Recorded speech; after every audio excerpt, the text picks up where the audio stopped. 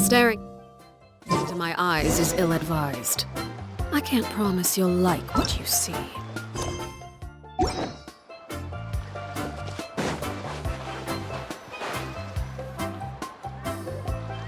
Paimon feels like a whole new Paimon after those 2 days in the hot springs.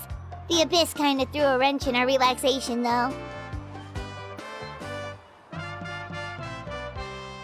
Still, spending time here really has felt like a vacation. The Kaholosaurs are so nice and so fun to play with. Their bellies are super bouncy. Oh, and Atea's snacks were so delicious. She gave Paimon some for the road just this morning, actually. Yelling at some kids who got caught throwing stones in the hot springs, so not much has changed since we first met her.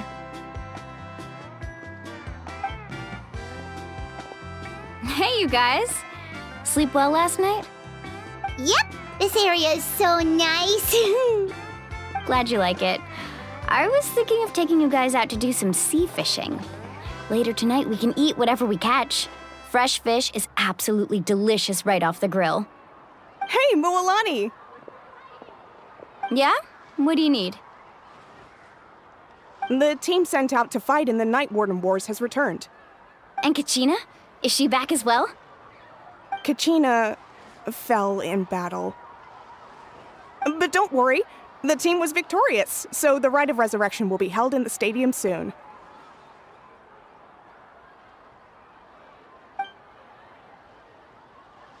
That's a relief. The Abyss is cunning, and it was her first time. Mistakes are bound to happen. Exactly. She deserves to hold her head up high. All right, thanks for letting me know. We'll head out in a bit. Jeez, she sounded a little anxious there. Had me thinking it was bad news for a moment. Mualani, you said the Abyss was cunning just now, but it seems like the Abyss just wants to destroy everything. Like, think about all those monsters that attacked your tribe.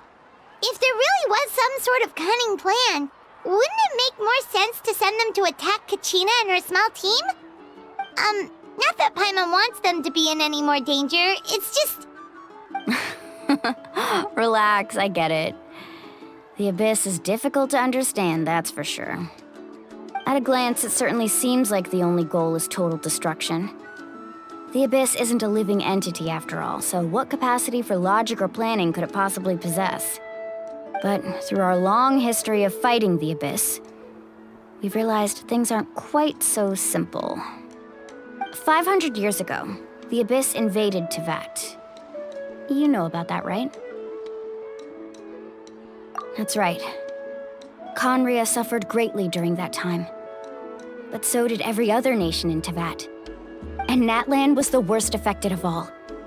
It took the combined efforts of the then Pyro Archon and heroes from every tribe to finally repel the Abyss. Even so, the effects of the invasion lingered for hundreds of years, only able to be reversed little by little. Our tribe's waters were contaminated. The Children of Echo's territory was overrun by dangerous sludge surging from underground. Unrelenting black winds tore across the lands of the Flower Feather clan. It was like each disaster was designed for a specific tribe. Exactly. We once thought that the Abyss's desire for destruction was a sort of primal instinct, but its methods are, in truth, marked by intelligence. We now believe the Abyss has invaded the Night Kingdom, and has the capacity to read the memories of this land at any given moment. And that's how it became so dangerous and cunning, almost like it knows you inside and out. Yes, and that's why we've been unable to fully eradicate it, even after all this time. Luckily, the problems left behind by the Abyss have been successfully addressed by the various Pyro Archons we've had over the years.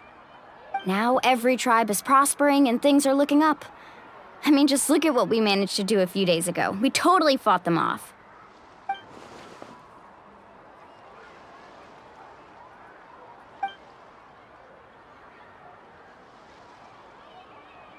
You must have had to sacrifice a lot to get to this point.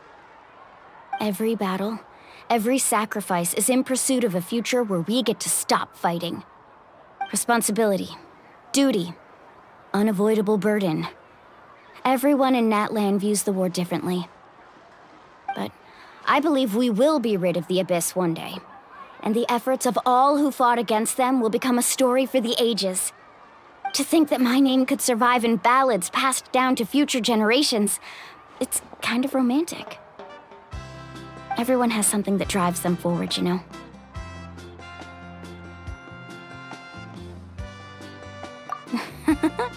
Be my guest. Heroes are always welcome in Natlan.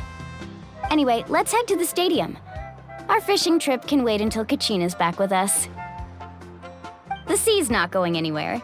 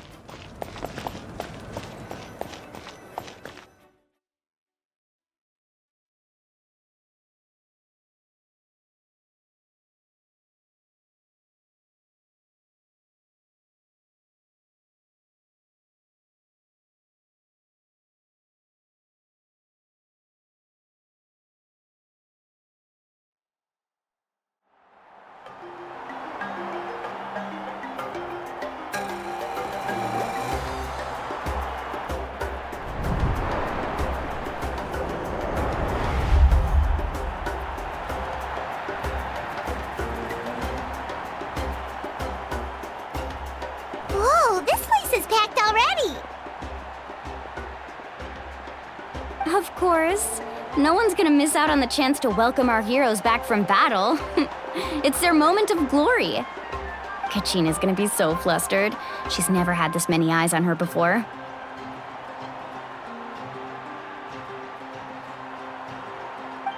Yeah, she doesn't seem like the kind of person who likes being the center of attention. Looks like I'm just in time. Kanich, you're here! Yeah, a commission ran longer than expected, but I made it. I heard about the incident with your tribe, Mualani. Is everyone all right? Yeah, it's all taken care of. Our new friend here's got some tricks up his sleeve, by the way. He's just as strong as Kachina made him out to be. Hey, look! Is it about to start? That's right. Someone will come out and recite a eulogy, and then we'll sing the Ode of Resurrection together. Come on, let's find a spot with a good view. When the singing starts, just follow my lead and you'll be fine. Let's go somewhere higher up so Kachina can spot us.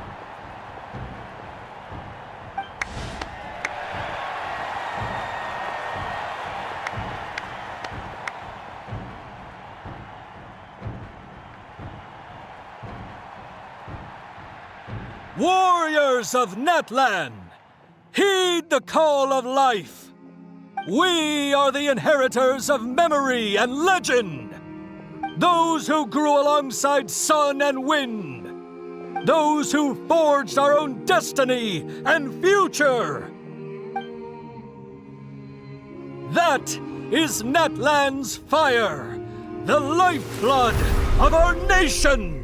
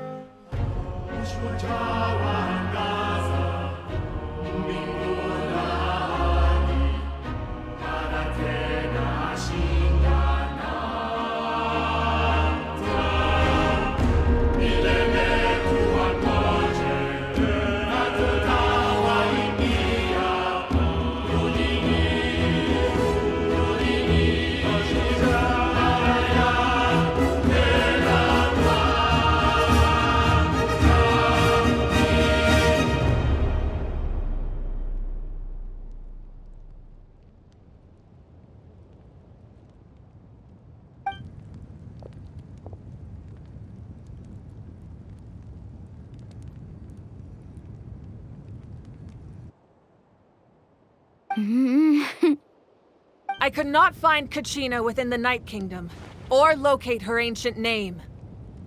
What? What does that even mean? Usually once the ode is complete, the Pyro Archon and resurrected person will emerge from the flames. But something went wrong. What's going on? This has never happened before. Well, I think it's pretty obvious. Clearly, the team sent to fight the Abyss didn't win after all. Think about it. The Ode rekindles all victors. We've witnessed it countless times. Since the Archon couldn't find Kachina in the Night Kingdom, that must mean there's more to this victory than meets the eye. Hey! You just haven't gotten over the fact that Kachina beat you in the pilgrimage! Pathetic. The both of you. Your wild guesses are misplaced. We completed our mission. Maybe you did, but who's to say whether that little girl even contributed at all? Maybe she got scared and ran off. Why would the YUB recognize someone like her, even if she was on the winning team? How dare you insult a hero of Natlan like that? Kachina sacrificed herself to repel the Abyss. She doesn't deserve to be subjected to your vile rumors when she's not even here to defend herself. Calm down, Mualani. There's no point arguing with the likes of them. I can't just sit here and let them slander her like that. To insult a hero of Natlan, the person actually has to be a hero. You... Think about it, everyone. Who do you think is really at fault here? A girl who never should have even gone to war? Or the great Pyro Archon? Why would the rules of our nation suddenly stop working? That's true. If she wasn't revived, it must mean she failed to achieve victory. Maybe the YUB interpret victory in different ways? I mean, that girl didn't look all that strong to me.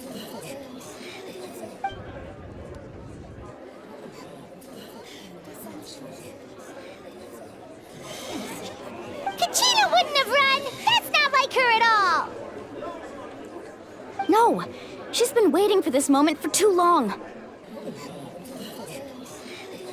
No matter how daunting the situation, no matter how scared she might feel, she's always the first person to stand up and face it head on. We don't even know what happened, so don't you dare try to use this as an excuse to vent your anger or slander her reputation. Fine. We'll find out what happens soon enough. Then, we'll see who truly deserves glory. That's enough. There is no doubt about today's victory, or Kachina's part in it. She is a hero worthy of our admiration and celebration. However, the failure of today's ceremony is undeniable. Kachina has not been rekindled, and I offer you all my deepest apologies as I continue to investigate this matter. To prevent further casualties, I have decided to suspend the pilgrimage until this matter is resolved. What? No one is all-knowing. No one is infallible, not even myself.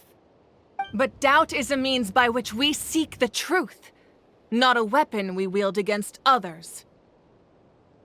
I didn't mean it that way, Archon. If there are things you wish to clarify, then ask me directly. Doubt my answer if you wish, but now's your chance. You have concerns? State them. No, of course not.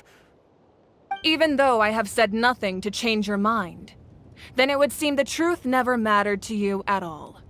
That guy doesn't even have the courage to answer the Pyro Archon's question. So much for all that glory talk earlier. I have a question, Archon. My friend Kachina. Do you have any idea where she is? It's extremely important to me. I know you said you were investigating the situation, but I'm sorry, that's not enough. I've already shared everything I know. If you want to learn the truth and rescue your friend sooner, you should join the investigation. So, what do you say? Of course I'll join. In that case, come see me in the speaker's chamber. We should join them. Oh, and if it's not too much trouble, could you drop by as well, Traveler? I'd like to have a chat. Rest assured, everyone, I'll keep the tribal chiefs informed on the progress of the investigation. Once again, I apologize for the outcome of this ceremony. If there are no further questions, let's part for now. Did she just ask us to come along? I believe she did. Let's go. I'd like to know what's going on myself.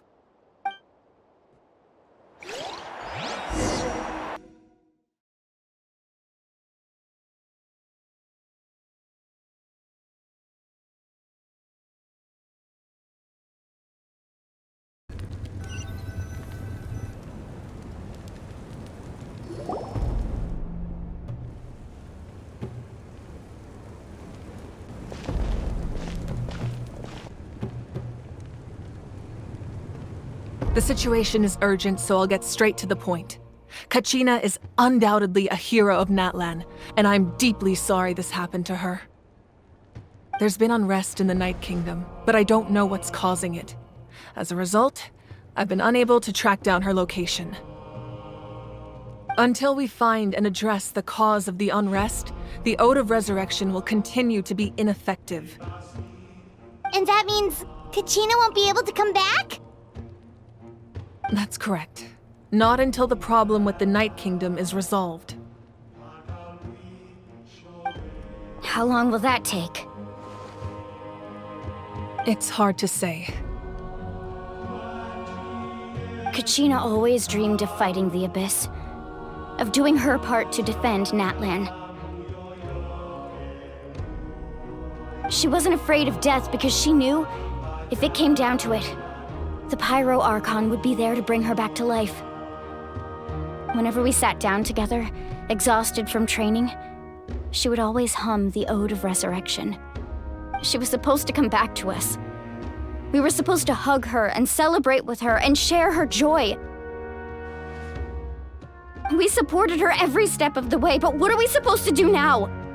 Sit peacefully and wait for her return? Lose ourselves in grief over her death? Tell me, are we her friends? Or her murderers? That's not fair, Mualani. It's all right. I understand your rage and your grief. Kachina's life means a great deal to me, Mualani. Believe me, I want to bring her back as soon as possible. I would give you that peace of mind if I could. But please, hear what I have to say so I can at least give you a broader picture of the issue we are now facing. Considering the recent attack on your tribe, I believe the Abyss has found a new means of undermining the rules of our nation. You mean... The Sacred Flame. The foundation of our resistance against the Abyss. If we continue to hold the pilgrimage and send teams to fight the Abyss, there will likely be more casualties. But if we stop altogether, the Sacred Flame will only grow weaker. The Abyss will scale up their attacks, and the tragedy we saw with the people of the Springs will only be the first of many. If we compare the two choices, the former seems to be the lesser of two evils. Sorry, I know that may sound harsh, but I bear the name Malipo. Weighing the costs is my duty. The raw truth can be cruel. But we need to understand it if we want to approach this rationally. But what would you say, Mualani? This is personal for you. And unlike Kanich, I dare say it's not a simple case of weighing up which course of action is less painful, is it? No. I can't choose between them, and I don't want to. Saying that one is preferable over the other is disrespectful to the people who suffered. You're saying it doesn't matter whether I suspend the pilgrimage. The consequences will be equally painful. Yes. What happened to Kachina breaks my heart. But I couldn't bring myself to sacrifice other people for her sake. And that is the crux of the problem. It's not simply a matter of choosing the lesser of two evils. Either way, there will be people who suffer. And the end result will be the same. belief in the pilgrimage will waver. Once doubt has crept in, the people will no longer unite in battle against the Abyss. And that is exactly what the Abyss wants. Their ultimate goal isn't to break the rules that make the Ode of Resurrection work. It's to destroy the people's faith in them. To prevent what happened to Kachina from happening to anyone else, we need to suspend the pilgrimage. So that is my current plan. And in the meantime, I've made efforts to strengthen each tribe's defenses. Then, we have to find another way of strengthening the sacred flame to keep the Abyss at bay. This won't be easy. I'll need time to figure out the best approach. I understand your anger, Mualani, but I hope that provided some clarity at least. Wow. Hyman thought things were gonna get heated for a second, but the Pyro Archon took the time to explain everything so patiently. I owe you an apology, Archon. I let myself get carried away earlier, and I'm sorry. You're right. We need to focus on finding solutions. We could always hold the pilgrimage without sending a team to fight in the Night Warden Wars. That way, we would still be able to fuel the sacred flame. I've considered that, but the two events have nearly always been linked. Without the chance to fight the Abyss, pilgrimage rankings lose their prestige, and competitor numbers will drop. With fewer participants, the amount of contending fire produced will decrease, and the vicious cycle will continue indefinitely. So, essentially, the Abyss is taking Kachina hostage. You've learned about the concept of ley lines during your travels, yes? The Night Kingdom is something similar. Staying there for a short period of time shouldn't have an effect on the person. But with the Abyss in the picture, it's a different story. Your sense of self will be devoured until eventually you become one with the sea of souls. Imagine pouring a cup of water into a rushing river. You can try to scoop up another cup, but there's no chance it will be the same water you had before. I won't sugarcoat it. That is the danger Kachina is currently facing. Just like you said, Archon. Both of these problems need to be addressed. You can focus all your efforts on dealing with the sacred flame. I will go search for Kachina. The Abyss poses the same threat to you as it does to her. It is very possible you will not return. Knowing that, do you still choose to go? Kachina's waiting for us to rescue her. That's all that matters. I failed to protect her during our campaign, but I can make it up to her now. I choose to go as well. Traveler? What do you think? Understood. Then I'll support you in any way I can. The Masters of the Nightwind have a technique that can extract an ancient name from the ley lines. If we can find Kachina's ancient name, I can use the link between them to pinpoint her position within the Night Kingdom. Then comes the hard part. You need to visit the Night Kingdom in person and rescue her. But isn't the Night Kingdom a land of souls? Can we even go there? Under normal circumstances, only the consciousness can enter. But there is a way to go there in person. However, know that the Night Kingdom will attempt to repel you, and the Abyss certainly won't leave you be. That's fine by me. Same here. Fighting the Abyss is nothing new for me. So, Hyman's the only one who's scared? Well, if you're going, Traveler, Hyman's going too. Citlali of the Masters of the Nightwind once created an artifact that can be used to communicate with the Wyab. We call it the Spirit Speaker Stone. It was originally used as a ceremonial artifact wielded by the tribal chiefs, but that spiritual quality also means it can be used to search for an ancient name. That was the artifact I delivered to the Scions of the Canopy a few days ago. Didn't think I'd be hearing about it again so soon.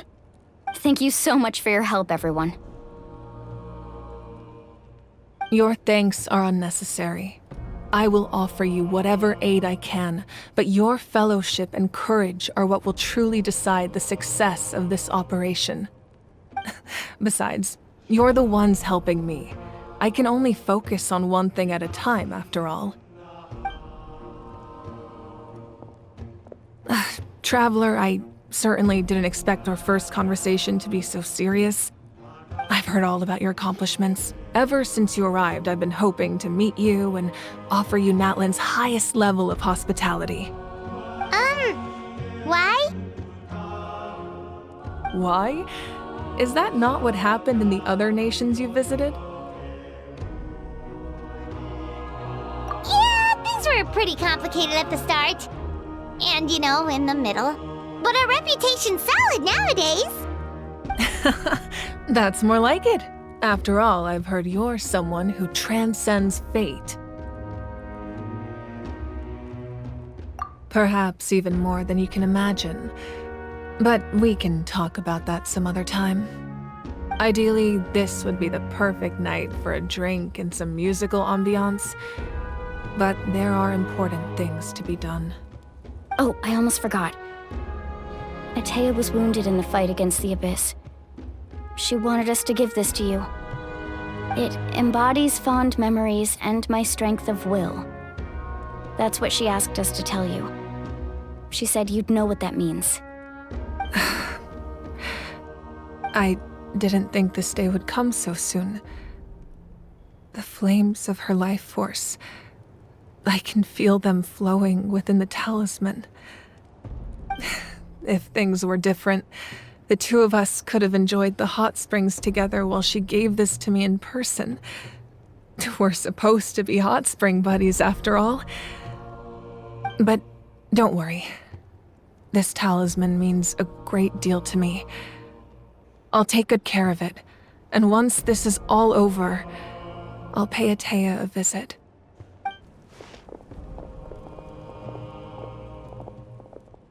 You said you didn't want to jeopardize the production of Contending Fire.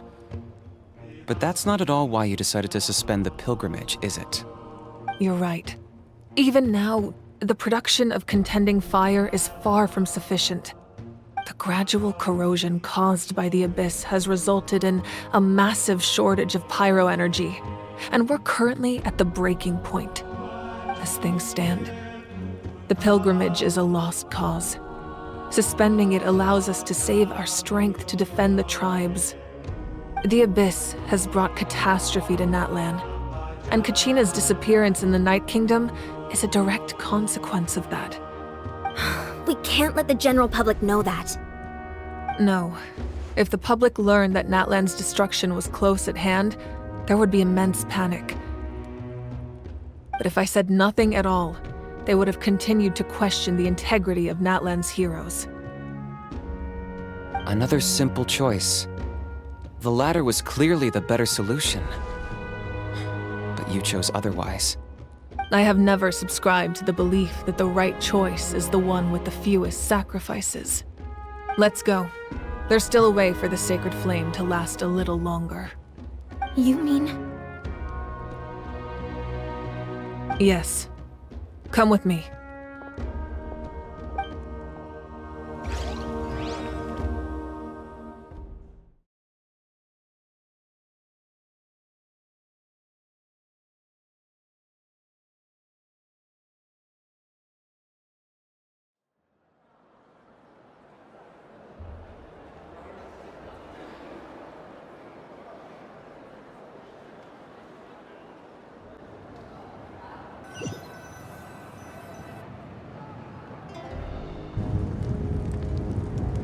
The sacred flame must never go out. Not only does it strike fear in the Abyss, but it's also the pillar of Natlan's stability. So until our heroes are ready, I will sacrifice my power to keep it burning.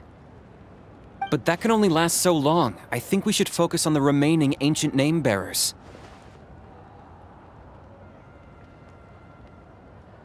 Don't let desperation cloud your judgment.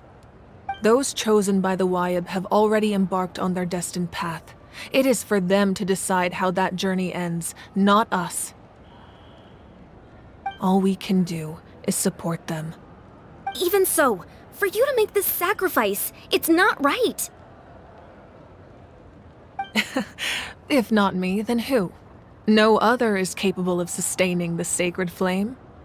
I possess great strength, but I'm not above my people. This is part of my duty.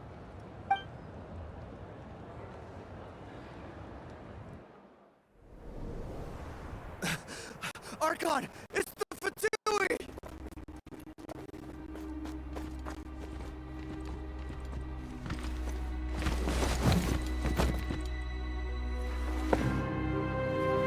The Archon of Natlan. A force to be reckoned with. The secret of the ley lines is no secret to me. Long have they been destined for ruin. And since the oath made 5 centuries ago remains unfulfilled, what use is the Gnosis in your hands? I don't know what you mean. But it sounds like this is about more than the Tsaritsa. In times of crisis, someone must pick up the mantle of salvation. Your plan has reached an impasse, and now it falls to me to create new rules for Natlan. But before the dawn of a new age, the old must be destroyed.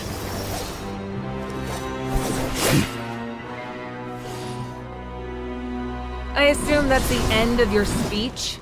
Good. People like us. Let our blades do the talking!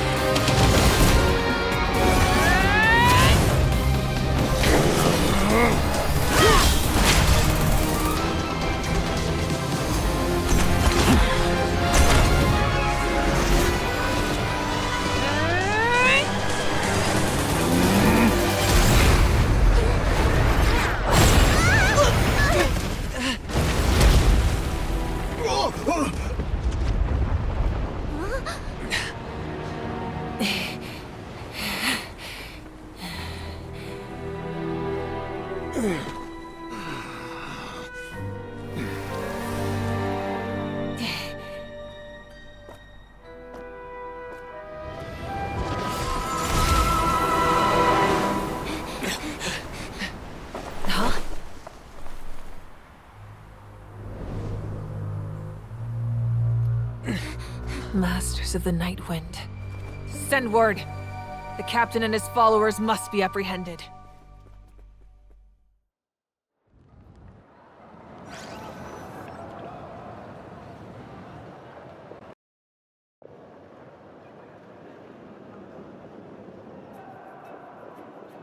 Are you alright, Archon? He was a formidable opponent. Exactly what I would expect from the first of the Fatui Harbingers. I never imagined someone could match you in combat. If the Tsaritsa sent him here, why would he bring up what happened 5 centuries ago? Yeah. And how much does he know about Natlan?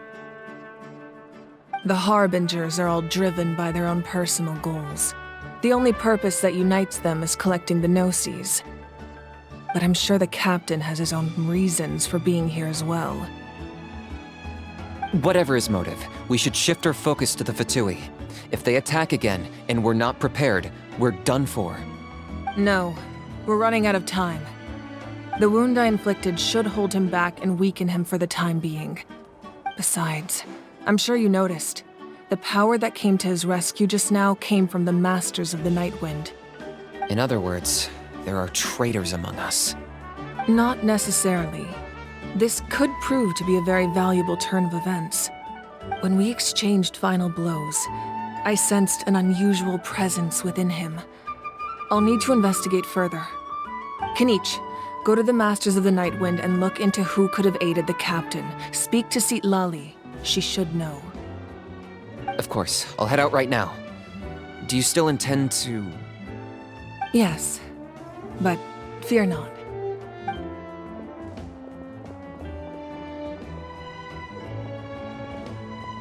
Natlan's strength has never rested solely in its Archon.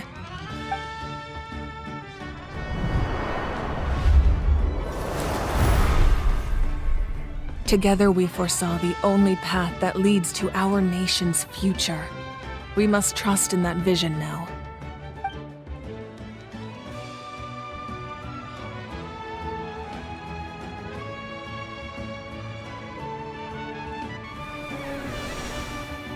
Is everything okay, Archon?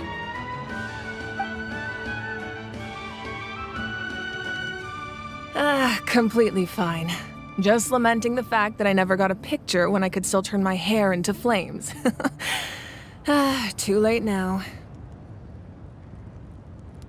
I just hope the others have a safe journey.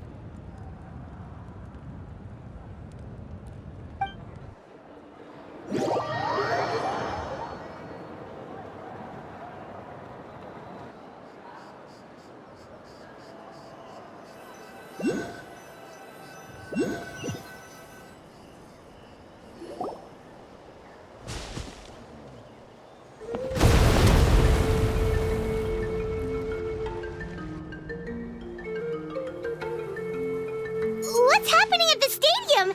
Did something explode? It feels like the Archon unleashed her power. She must be fighting a formidable opponent. Should we go back and check what's going on? Have faith in the Archon. She wouldn't lose in a one-on-one confrontation. Once we find Kachina's ancient name, we'll head right back. Okay, let's just keep climbing. Everyone really hopes nothing goes wrong.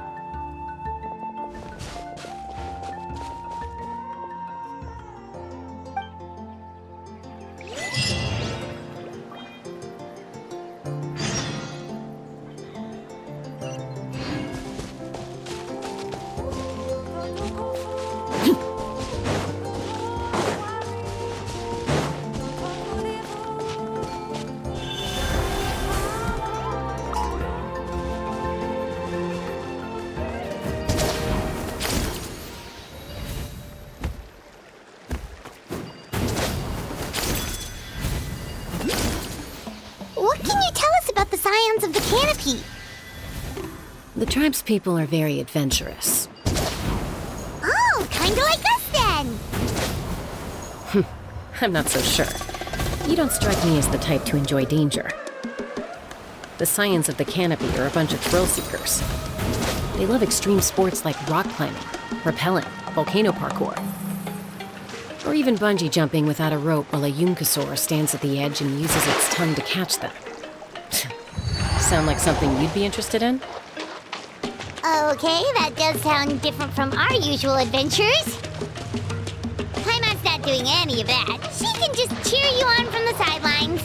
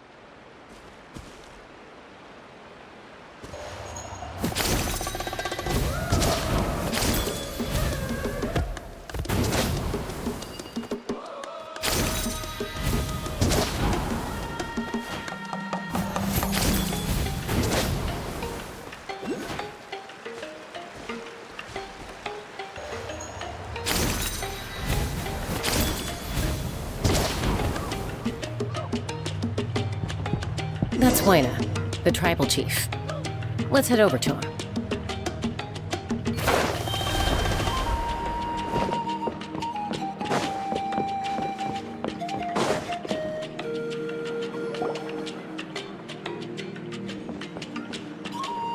Chaska. Nice to see you again, Waina. I'm afraid we don't have time for pleasantries, so I'll get right to it. We're here for the Spirit Speaker Stone. Whoa, hold on a second. At least tell me why you need it first. My friend Kachina is trapped within the Night Kingdom. We need the stone to find her ancient name and rescue her. Rescue her? From the Night Kingdom? That's right. I'm sorry, but someone needs to tell you what you don't want to hear. Going there, a mature warrior would never make such a foolish decision.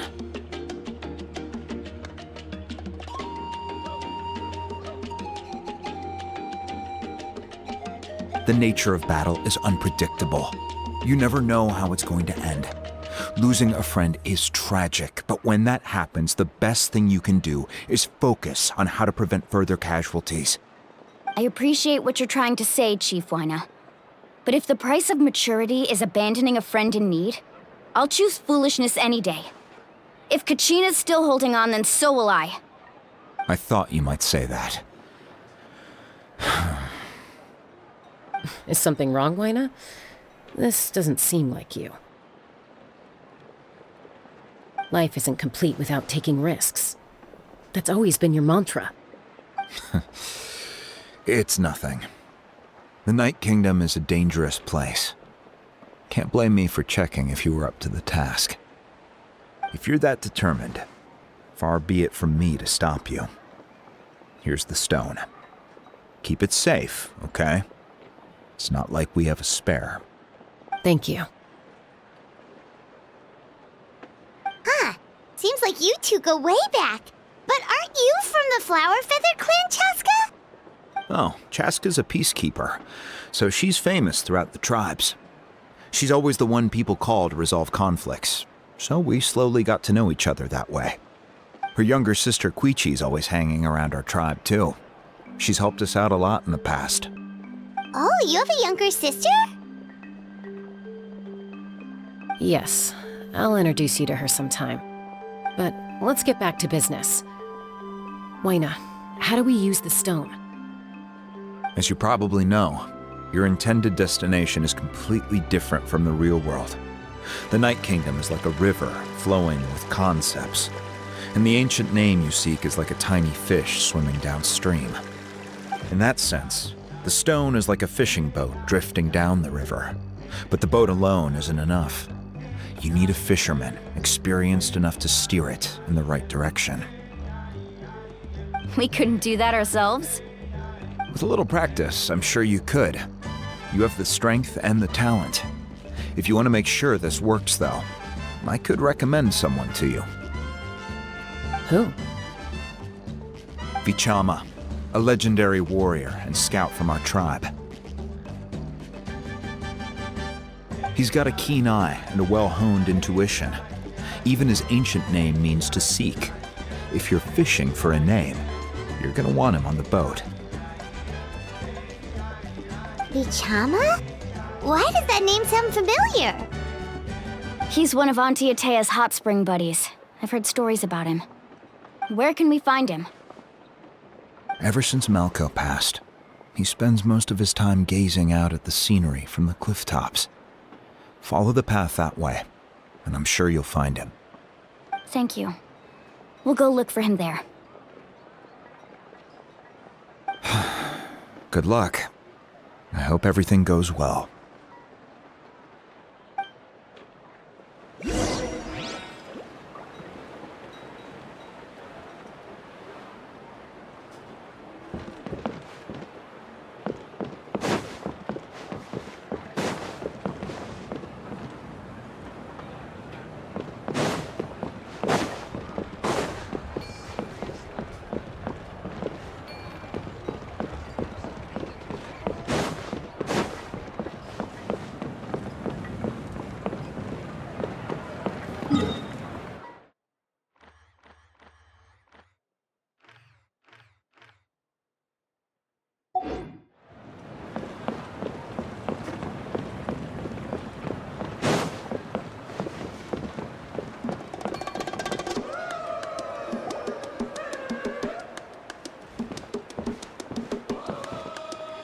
around admiring the scenery from the cliff tops.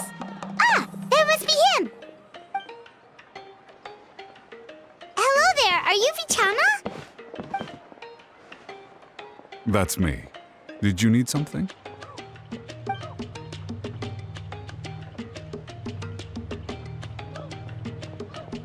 What? You're saying you can bring someone back from the Night Kingdom? How is that even possible? No, if you really think about it, anything's possible in that kind of place. But that would mean... Are you okay? You don't look so good. Everything's fine. I'll help you, but I do have a small request. After I help you find Kachina's ancient name, I want to use the stone to look for my friends as well. Your friend? Oh, why not mention someone named Malco? Is that who you're talking about? Yes, but I'd rather not get into it if it's all the same to you. That's not a problem. We agree to your request. Yeah. Since you're helping us find Kachina's ancient name, it's only right that we return the favor. Then we're agreed. Can I have a look at the stone?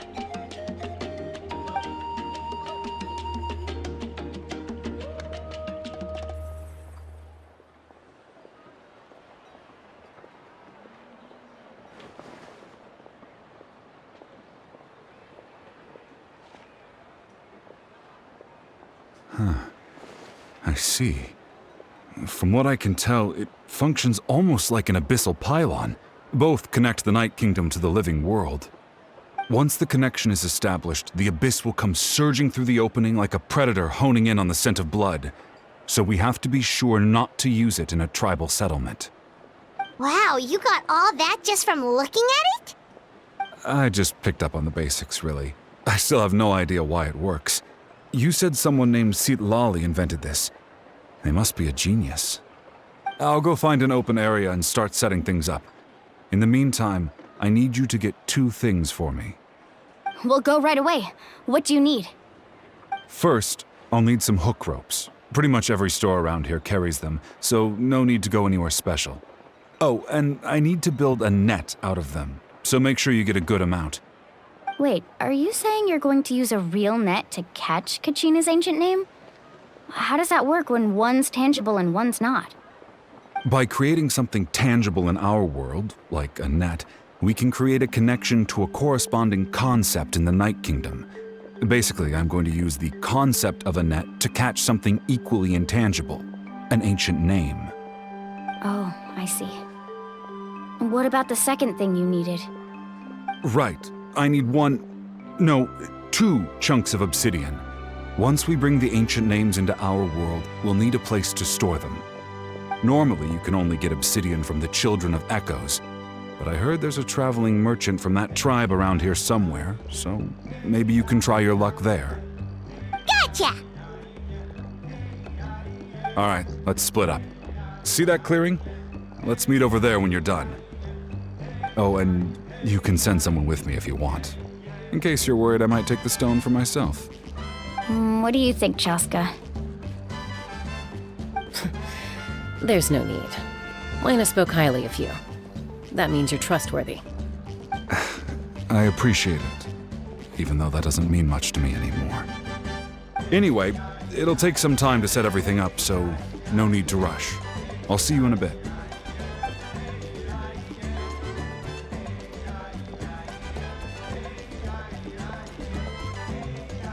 What an odd guy. He seems so defeated, but also really invested in the stone at the same time. I don't have any more insight than you, Paimon. Let's just focus on the preparations for now. Hang on, Kachina. We're coming for you.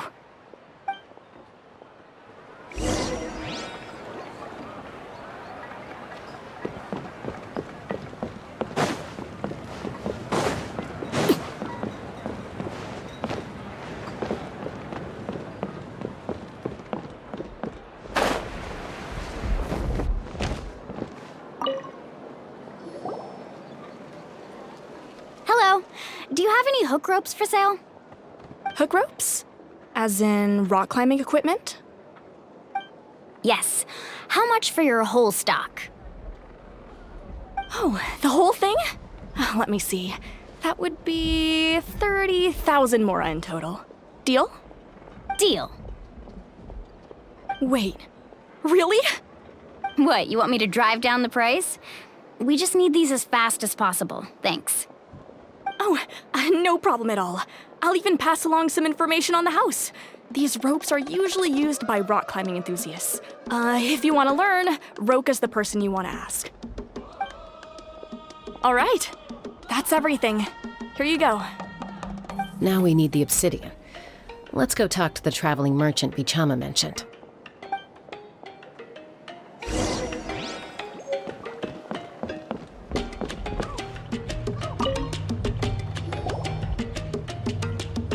Excuse me, do you sell obsidian? Why, yes. I've got a chunk for sale right over there. Perfect. Is that the only one, though? We actually need two. That might be tough. Tell you what, I'll take a look through these boxes over here and we'll see what we can find. Thank you so much. We'll wait here.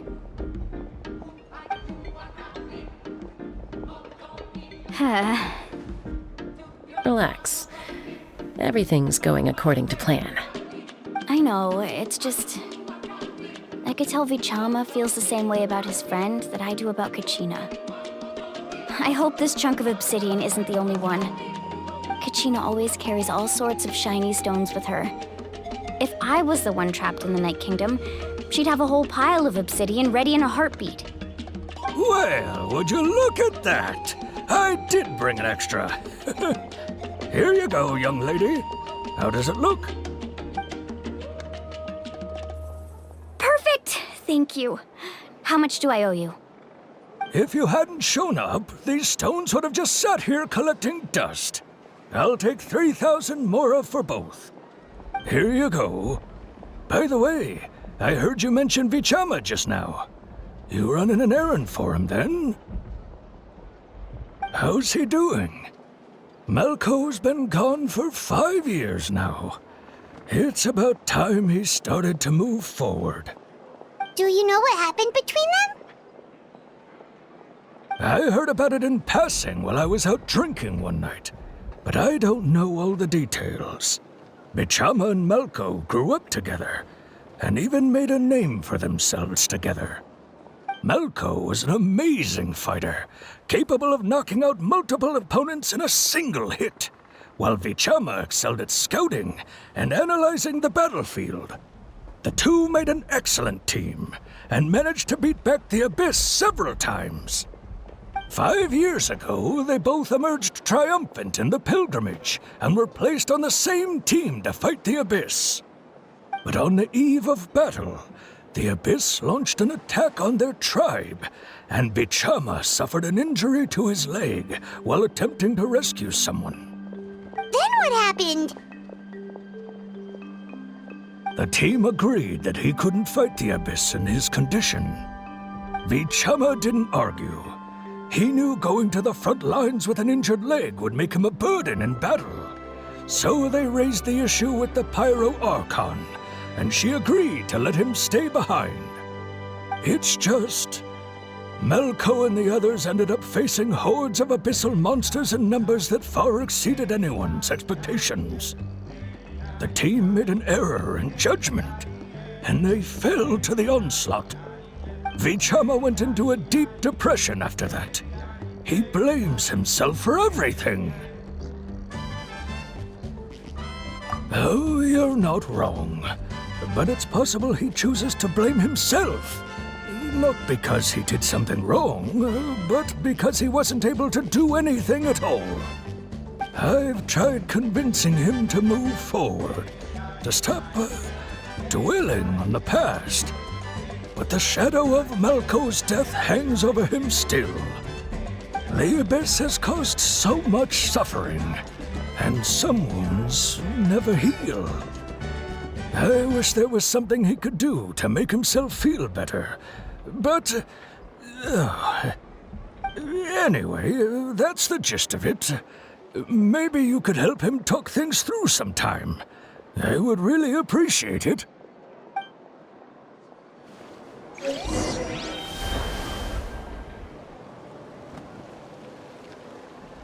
Emotional support is important.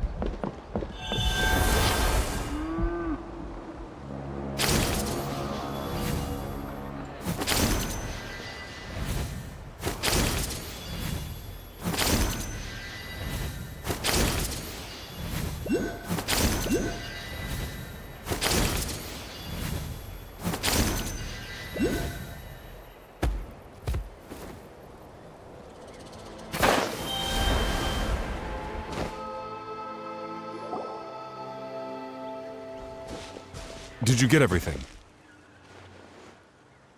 Yep, it's all here. When do we start? I've made all the necessary adjustments, so we're good to go. As agreed, I'll help you find Kachina's ancient name, and then you return the favor. Go ahead.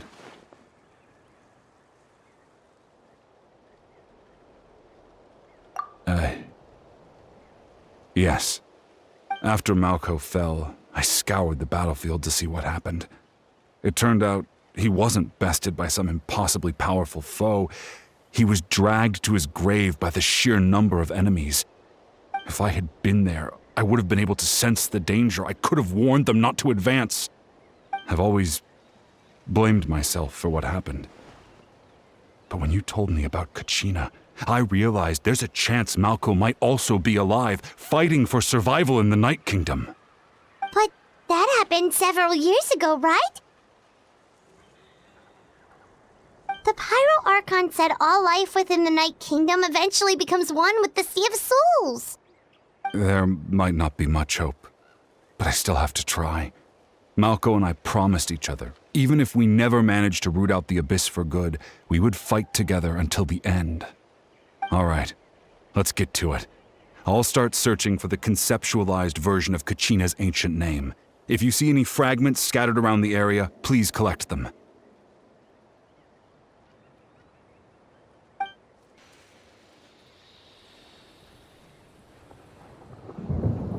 Make sure you prepare yourselves for battle. As I said, the stone will link the mortal realm to the Night Kingdom.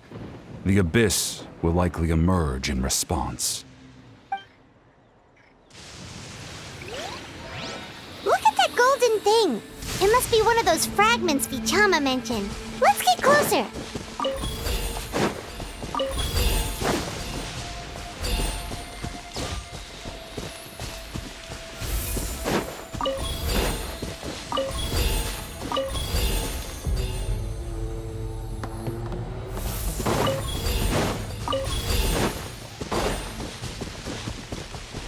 Whoa, monsters incoming! Watch out, everyone! There is no escape! Everyone hold hands!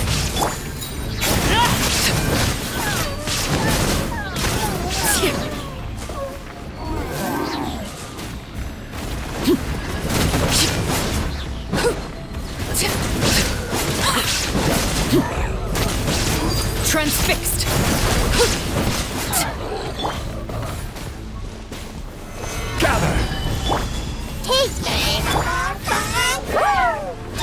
Illusion shattered!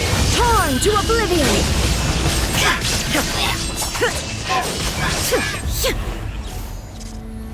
How much longer, Vichama?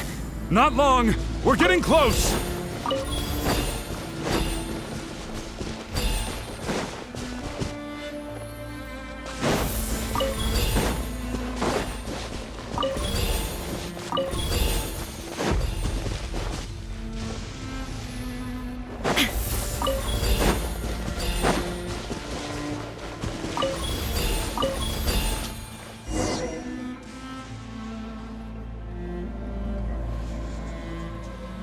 Vichama!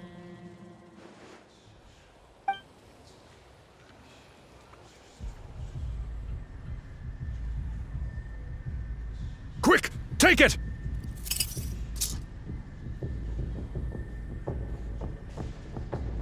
I found Kachina's ancient name. Hang in there, Malko. Just a little longer. Something's not right. The power of the Abyss is getting stronger. The Abyss is corroding his body! Vichama, you can't keep going, you'll die! I should have died 5 years ago. I just need a little more time. Please, I'm almost there. Thank you.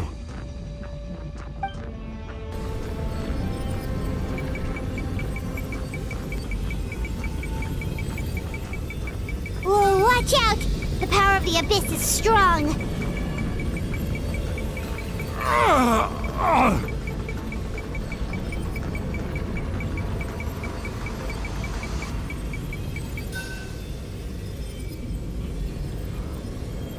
This power. Hanging in there?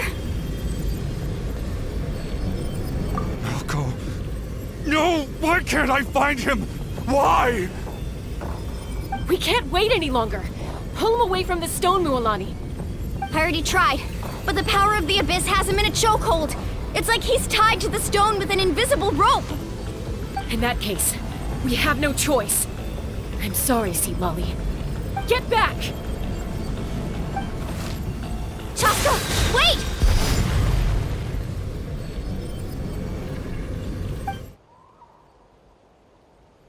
Ouch!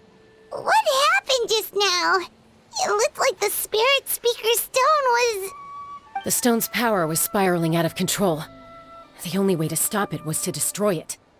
You were all caught in the shockwave of the explosion. You might feel dizzy for a while, but that's normal. Give us a heads up next time, will you? You're lucky we managed to dodge it in time. I thought I said to get back. Yeah, barely a second before you made it go poof. Not everyone has your reflexes, Chaska. We were this close to getting dragged into the explosion. Okay, I'll be more careful next time. At least Kachina's ancient name is still in one piece. Wait, where's Vichama? Vichama! Vichama! I couldn't find Malko's ancient name. It must be completely gone by now. Once your ancient name disappears, there's no coming back. From the very beginning, I knew there was a slim chance, but still. And now... it's too late to save him. From the minute he left that day, it was already too late. Vichama. I'm sure he's heard enough condolences over the years. Let's just give him some space. Huh? What's that in your hands, Vichama? It looks like something's glowing! Huh? This is...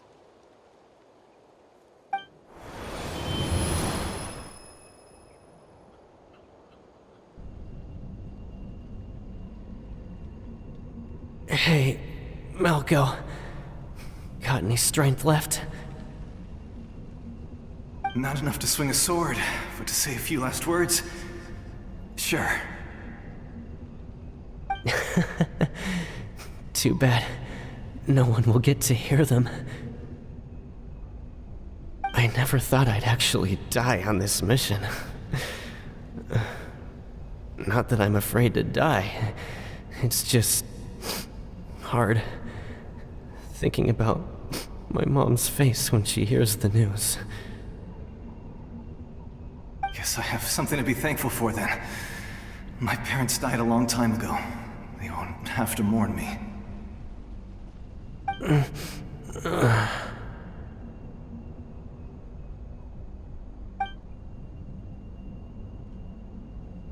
Pisak!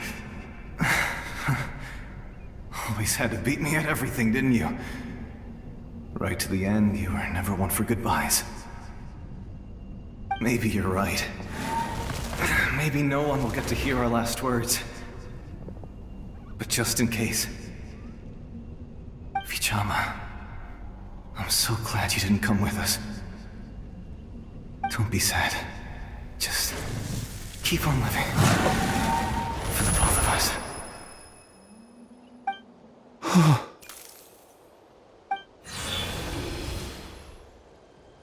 Was that a memory?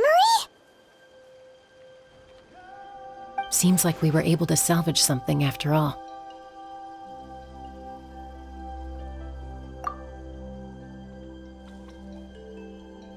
Of course. Seeing him, hearing his voice again, it makes me unbelievably happy. But it also brings with it an even deeper pain. A deeper pain?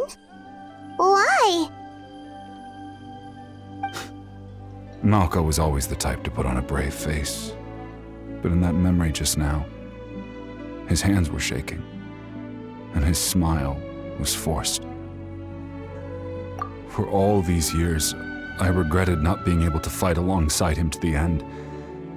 And now I know, at the end of his life, he was thinking the same thing. Vichama.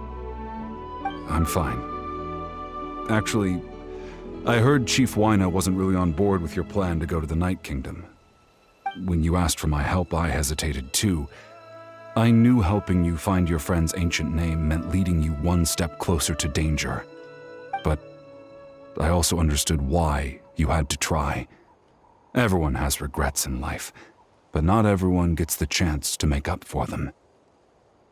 Once allowed to fester, guilt strips us of our most valuable qualities as warriors.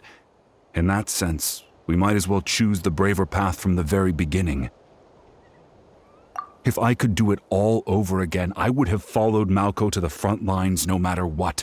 Even with an injured leg, there were still things I could have done. That way, even if the outcome stayed the same, I still would have fought alongside him to the end. There are critical junctures in life, and if you don't seize the chance to act, there's no going back.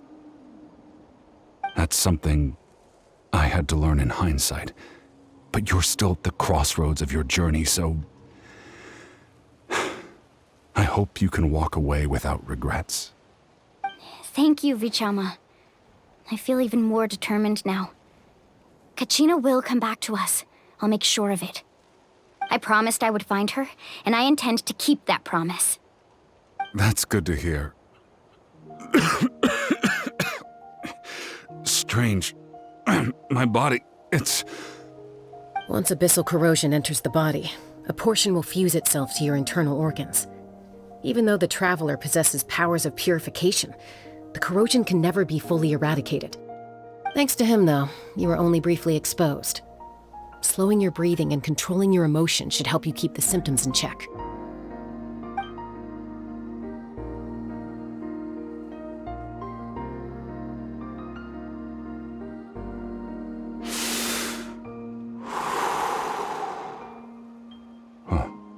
That does make me feel better. You seem very knowledgeable about all this. Just speaking from experience, that's all. Anyway, we've recovered Kachina's ancient name, so we're off to a great start. Let's get Vichama back to his tribe and tell Wyna the good news. And apologize for destroying the Spirit Speaker Stone. We had no choice, though, so he'll probably understand. Right?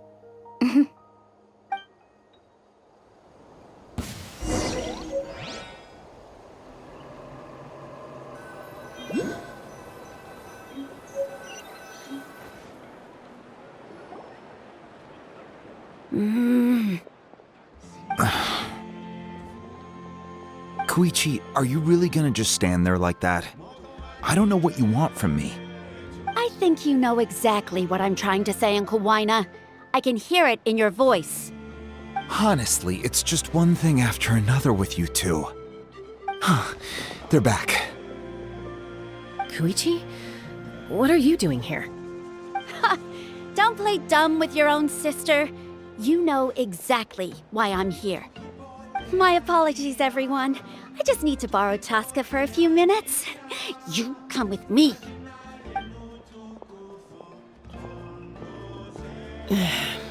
I'll be just a moment. Who was that? Koichi, Chaska's younger sister. Although the two aren't actually related by blood, it's kind of a long story. It It's not really my story to tell, but I guess it's not a secret. You see, Chaska was actually raised by cuckoo sores. She was afflicted with a rare disease when she was a child, and abandoned in the wild as a result. The Abyss found her out there, all on her own, and tried to devour her. But in the end, all that did was trigger her will to live.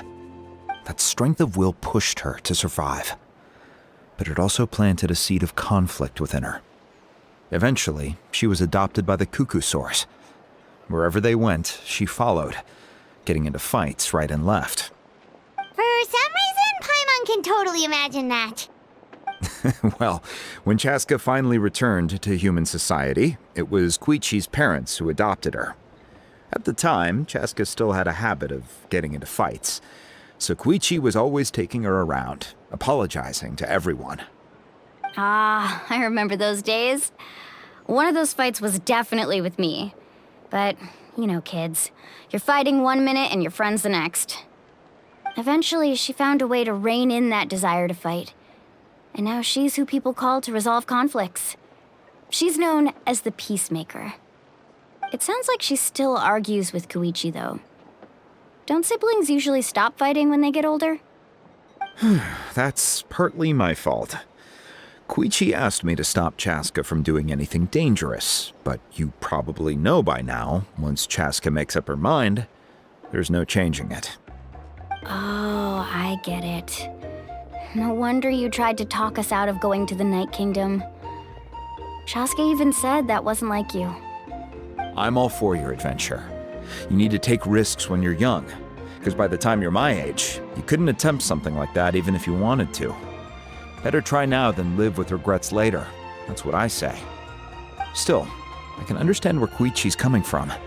In the end, nobody wants to sit back and let a loved one put their life on the line.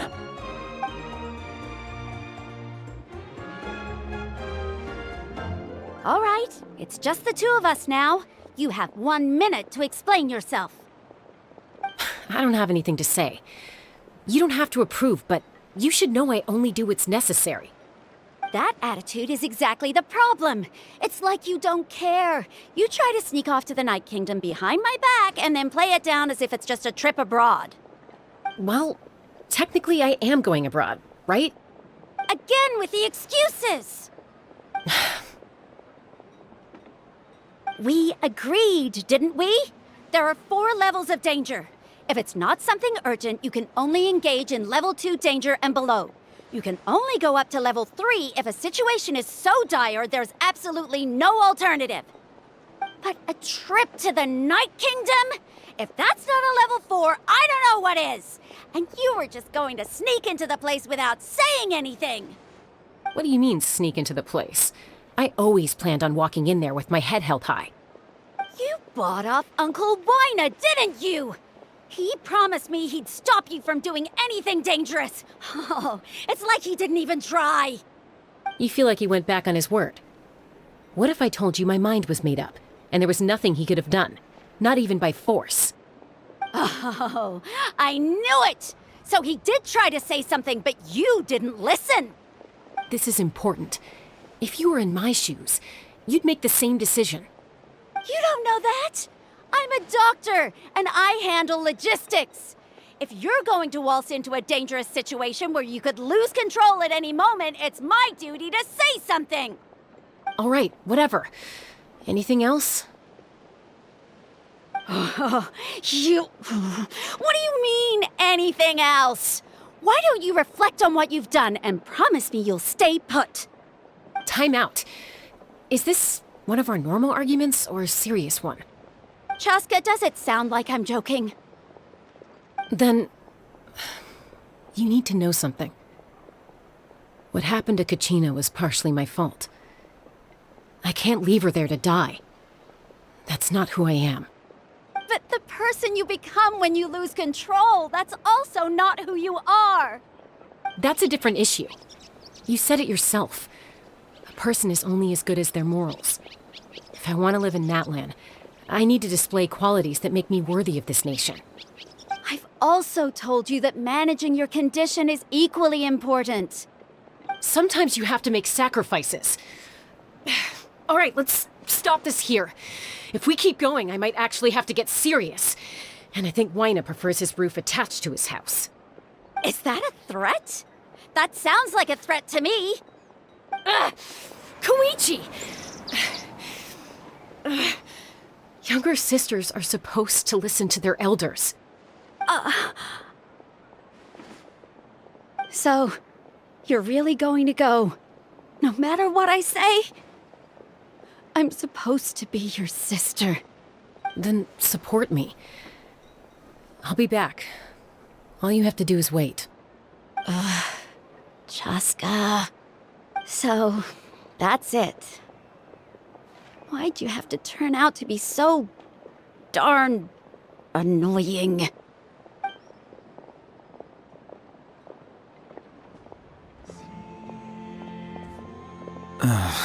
You two are something else. Something you wanted to say? I know you aren't related by blood, but you two sure are similar. Really? You know, I said that very thing to Koichi not too long ago, and she reacted the exact same way, down to the very tone of voice. It's not my place to get involved, but I will say this. Try to spend a little more time with your sister. You're tough kids. That doesn't mean you have to go it alone. Thank you. Anytime. All right. If you're done with the Spirit Speaker Stone, you might as well hand it over. According to Kinich, it's an important ceremonial artifact, so it'd be safer to keep it with me. About that. If only Tone-Deaf Bard was here, he could have repaired it just like the Holy Liar. It might be in a few more pieces than you remember. Huh?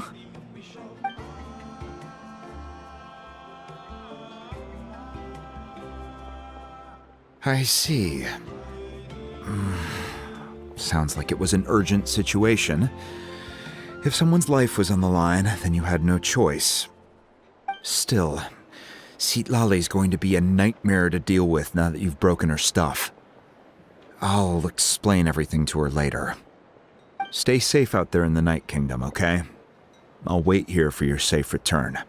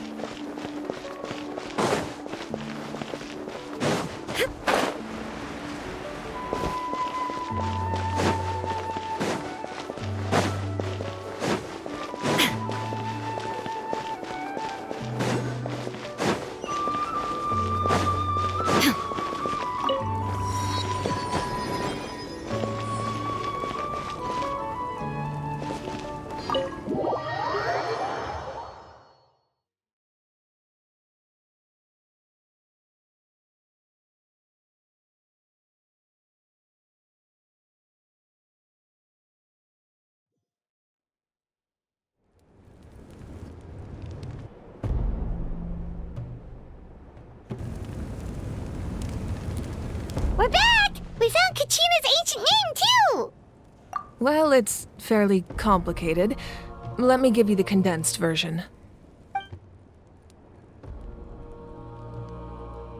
The Fatui again?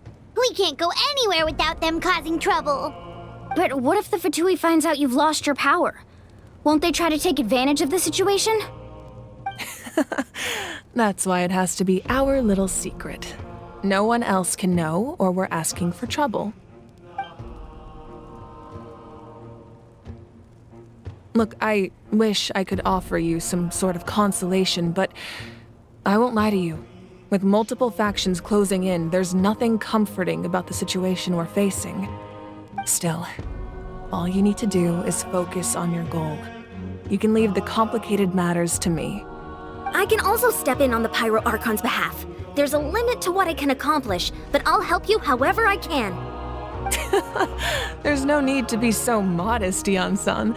Your incredible strength has long been a well-known fact. You're the pride of your tribe. Archon, I'm sorry about before. You have so much on your plate, so much that you have to worry about. But all I could do was focus on my own feelings. You have nothing to be sorry about. We all get overwhelmed by our emotions, myself included. Your reaction to Kachina's disappearance, I understand that feeling very well. Well, now that we have Kachina's ancient name, let's go track her down. Follow me.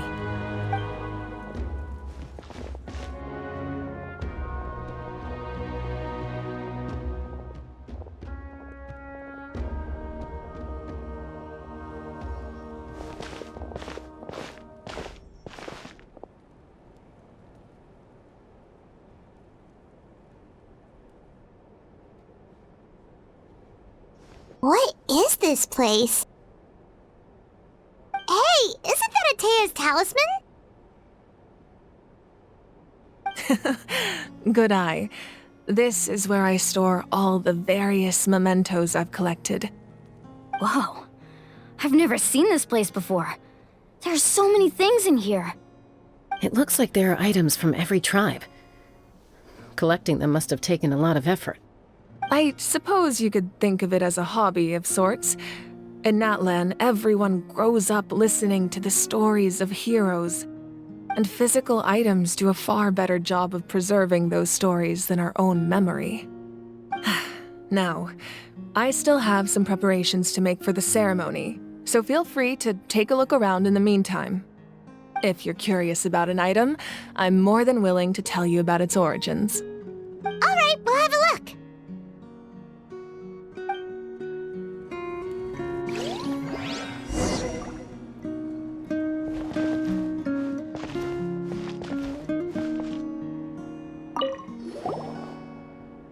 Hey, there's a fishing rod here. It must have belonged to the people of the springs. That's right. It belongs to a legendary fisherman named Matavaru. I have his entire set of fishing equipment, actually. He and I met in a tavern. He told me about a particular kind of giant fish and his meticulous plan to catch it. In his eyes, I saw a hunger and a strong fighting spirit. To him, the sea was the battlefield upon which he staked his honor. So, did he do it? The next time I saw him, he was covered in scars. It turned out the fish he sought had been corroded by the abyss. He managed to kill the fish, but sustained a serious injury in the process, which meant he could never go deep-sea fishing again. Can a fisherman claim victory if he fails to bring back his catch? That's what he asked me in the end. Well, Paimon thinks he won. That was my answer as well. The experience was far more valuable than the prize itself. In the end, he didn't want his tools to go to waste, so he gave them to me. Wait, that means you also know how to fish. Maybe we can go head-to-head sometime.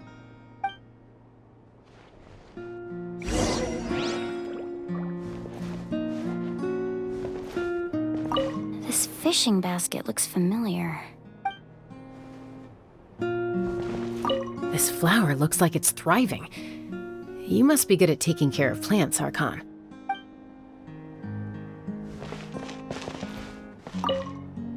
Make sure to handle everything with care. This cup, for example, it's heavier than it looks.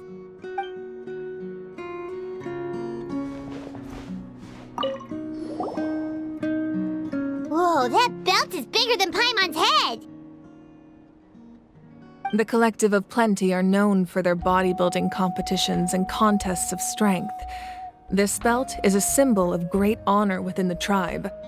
The association with strength might also have been the reason the original belt was extremely heavy. It was difficult for even 2 people to lift. And even if a warrior had the strength to put it on, wearing it for any length of time would still leave them gasping for breath. Sounds like it. So the owner of the original belt, Kitera, commissioned a craftsman to make a copy identical in appearance but far lighter in weight. That is the belt you see before you. He would often wear this version when training in order to protect his waist. Or he made a lighter version so he could wear it all the time and show it off.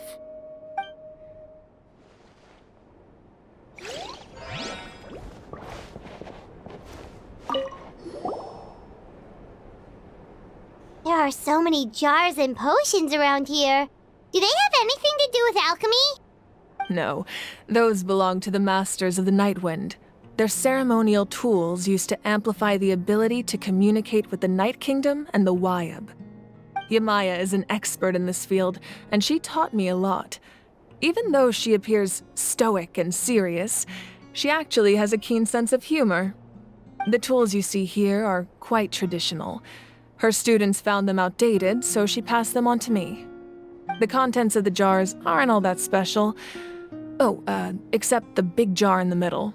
That's what she really wanted to give me. Ooh, must be something really cool. What's inside? Grape juice. Huh?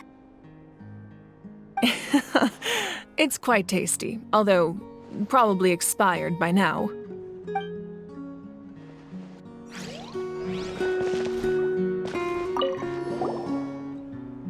This is Atea's talisman. I'm sure you're familiar with this one already. Atea was rarely ever without it. The talisman brought her a lot of luck in battle.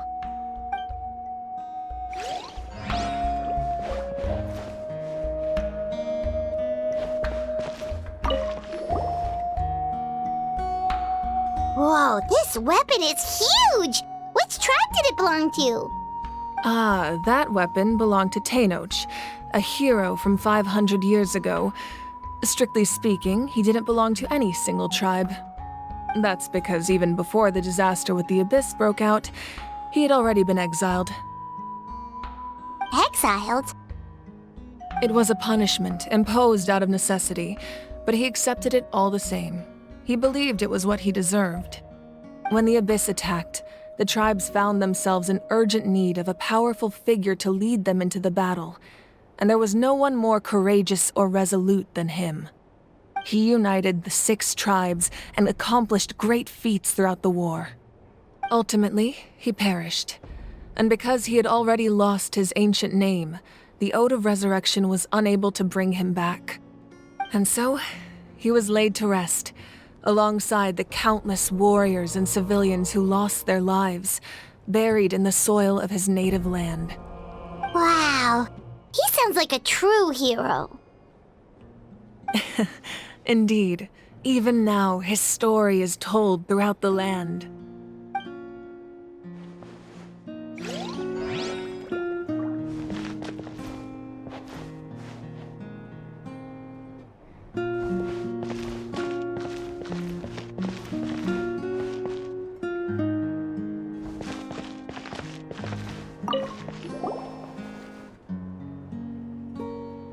The powder still needs some time to settle, so let's wait a little longer. Well, what do you think of my collection? Do you feel like you have a better understanding of Natlan's culture now? Yeah, if each item represents a different story, seems like Natlan's really been through a lot. Does every item hold a special memory, just like Atea's talisman? That's right. The items in my collection actually serve a similar purpose to the ancient names passed down among the tribes. They demonstrate the true shape of time. The shape of time? Most people perceive time as a linear concept, almost like a straight line that can only move forward. We cannot change the past or predict the future. But there's also a different theory, one that I believe to be closer to the truth. Namely, that the past, present, and future all exist at once. At once? Paimon's not sure she understands. Let's say your journey ended right now. Thinking back on your experience in each nation, which one would you say was the most important? Exactly. Even at the end of your journey, the things you experienced along the way don't cease to exist. They become part of who you are. Take out a portion of that journey, and you would likely make very different decisions, and eventually arrive at a very different destination. The future is the same way. It exists even though it has yet to come to pass. We just lack the means to perceive it. Of course, there are those with the power to foresee the future. They simply call it by a different name. Fate. You're quite familiar with that concept, I would imagine. That does kinda make sense. The future hasn't happened, but already exists. Humanity excels at living in the present, but too often we forget the past and neglect the future. While the pilgrimage and the Night Warden Wars lead us to a better future. Only by uniting the people of Natlan across countless eras can we fight back against an enemy as formidable as the Abyss. To come up with such a set of rules, the first Pyro Archon must have possessed a level of insight I can only imagine. That's correct. At first, he was a mortal man with no special power. After he ascended to the Divine Throne, he used it to borrow power from the heavens and establish the rules of Natlan. Namely, a framework through which ordinary people can ascend to Archonhood. By holding the pilgrimage, we're able to determine the strongest among us. And when that person ascends to the Divine Throne, their inner flame will awaken. In addition, the sacred flame will grant them significant knowledge and memory of this land. After all, that's how I came to know everything I just told you. So, it all comes down to the power of the Divine Throne and the rules. Wait, is that a family portrait? Yes, that's my mother, father, younger sister, and the little saurians we raised. I turned a piece of my dad's leather armor into a canvas and commissioned a famous artist to paint our likeness. Your sister is so cute! It looks like the two of you are really close.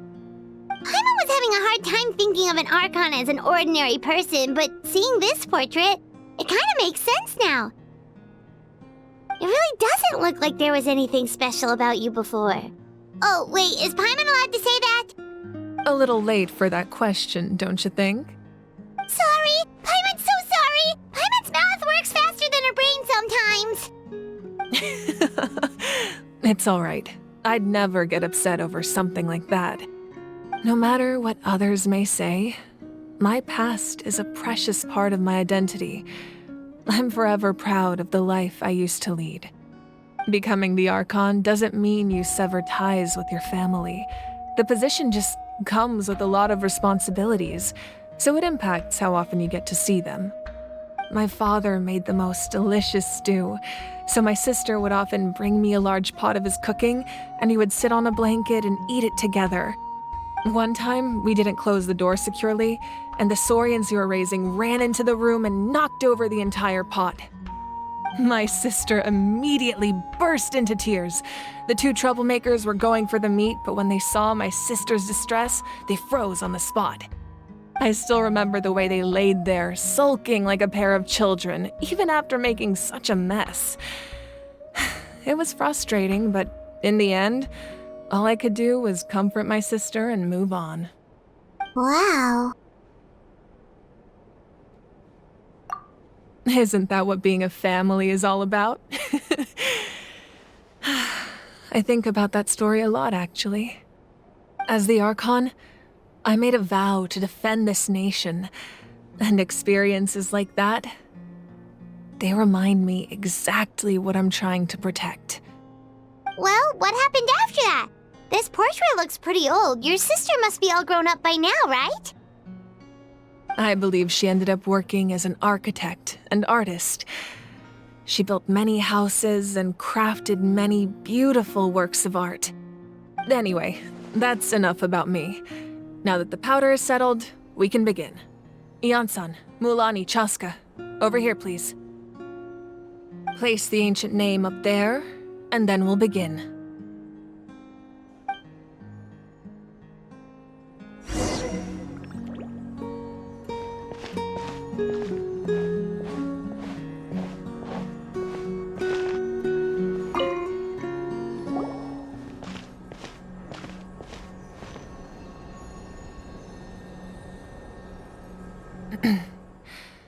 Surely as the echoes of life resound through heaven and earth, so too shall our stories remain eternal. Ancient name, take us to your fated bearer. Allow her to answer our call.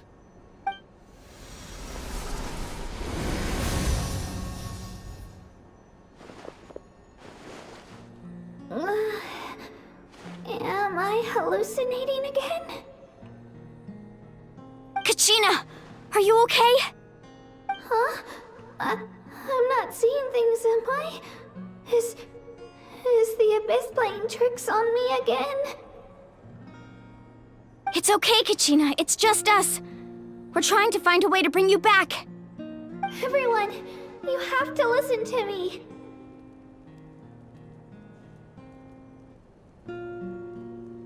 I've been investigating the Night Kingdom this entire time, and I figured out what's wrong. The Wyab is being affected by the Abyss. I was waiting for the Wyab to send me back, but then this really strong monster came in and it almost killed me.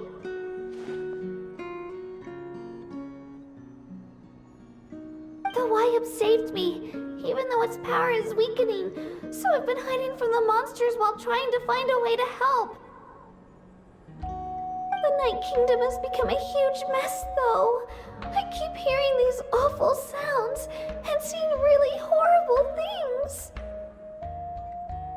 Don't listen to those sounds, Kachina. The Abyss is trying to strip you of your sanity. All you need to do is stay safe and wait for us. We'll be there shortly.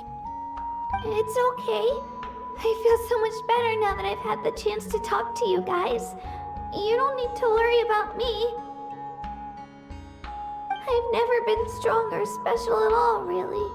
So I don't blame anyone for forgetting about me or leaving me behind. Just knowing you care is more than enough. I'll find a way back. You don't have to put yourselves in danger to come rescue me. You're always like this, Kachina. Now's not the time to act tough. We're coming for you, and that's final. I don't know what lies the Abyss has been feeding you, but I'll tell you something right now. Nobody here sees you as a burden. You're a victor of the Night Warden Wars, a hero of Natlan. All you need to do is wait for us to rescue you, and you'll get all the applause and recognition you deserve.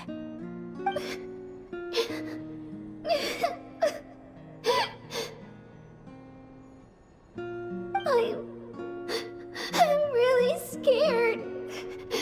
Everything's so dark and creepy here. And I want to go home. Still, I don't want you to put yourselves in danger because of me.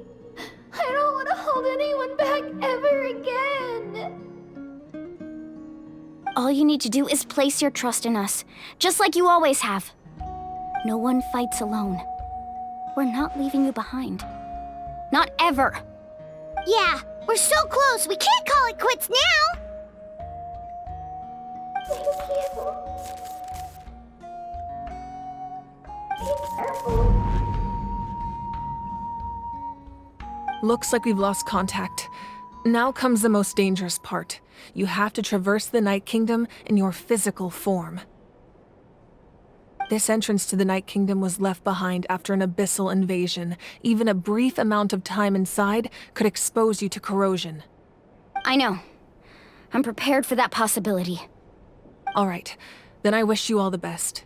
I'll tell Koichi to be ready just in case. She's very experienced in dealing with abyssal corruption. That face you just made. Don't tell me you two got into another argument. No, I just feel bad for creating more work for her. I'll go with them too, Archon. The more people, the stronger the party. Thank you so much for your help, everyone. It really means a lot that you're willing to brave these dangers with me. And there's no time to lose, so let's get going. Now that I've lost my power, I won't be able to provide much practical support. But I can still keep an eye on the situation from here. Eon-san, I know it's unlikely, but if you encounter a situation you can't handle... That won't happen. I hope not.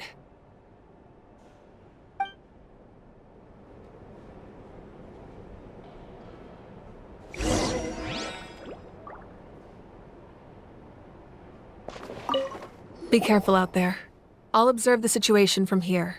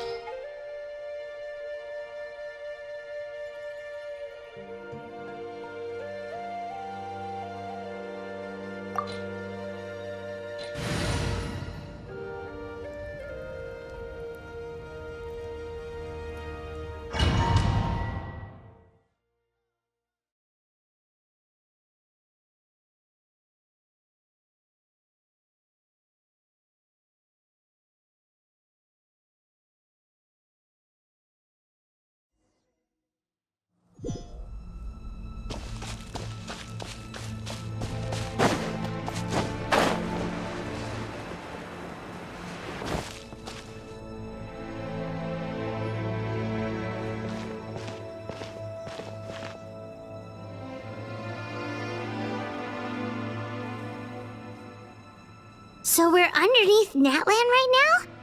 It looks nothing like Paimon was imagining. That's because in the distant past, Natlan was home to an incredibly advanced civilization ruled by dragons. Humans only established their own society after the fall of the dragons. So these are Saurian ruins? Wait, you mean like the elemental sovereigns? They had their own advanced civilization? Yes, a really long time ago. Very few records have survived until now, so no one really knows what the devices here are for. These ruins have been abandoned for a long time, but with the recent increase in Abyss activity, the installations around here have somehow been activated again. So what you're saying is, we're not in for an easy trip to the Night Kingdom. No, it's going to be obstacle after obstacle from here on out.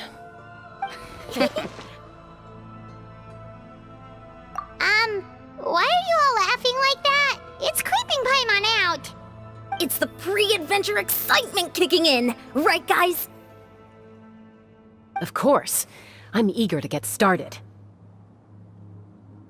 Then let's go. We won't let anything stand in our way.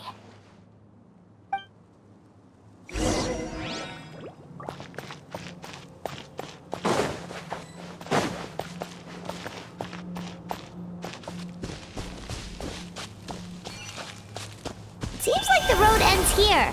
How should we get across? As a professional trainer, I think you could stand to build up your endurance, Paimon. Professional trainer? Paimon thought you were a warrior from the Collective of Planning. Well, that goes without saying. But I actually work as a sports coach. I provide professional guidance for many of Natlan's popular sports. And I don't just mean physical training. I design nutrition plans as well. Ah, so basically no sugar, no soft drinks, no grilled meat. Yeah, we'll be here all day if you list them out one by one. It's much faster to just focus on what's good for you. Such as? Those guys look familiar. We've fought them before. Let's go. Show no mercy.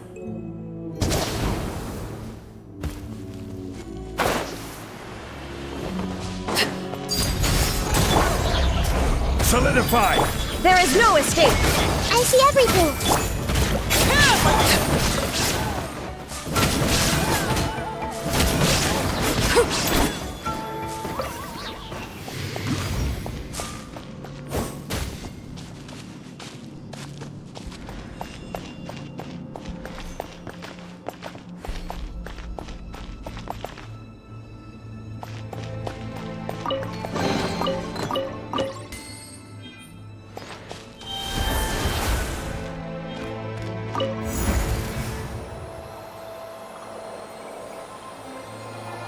Whoa, the place we need to go seems really high up.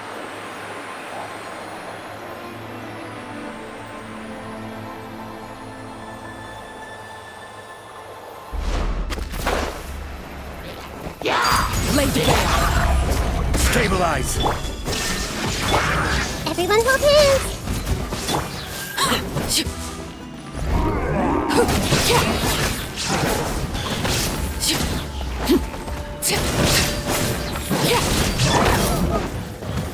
Illusion shut! Solidify! Inazuma shines eternal!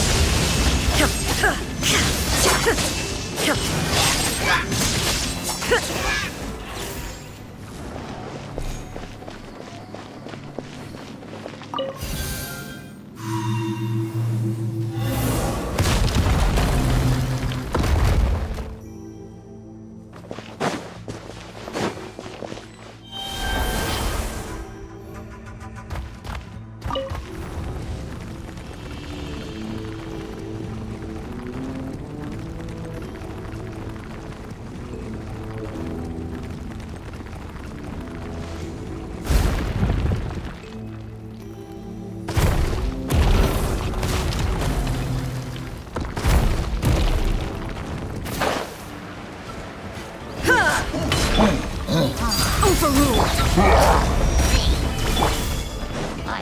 There is no escape!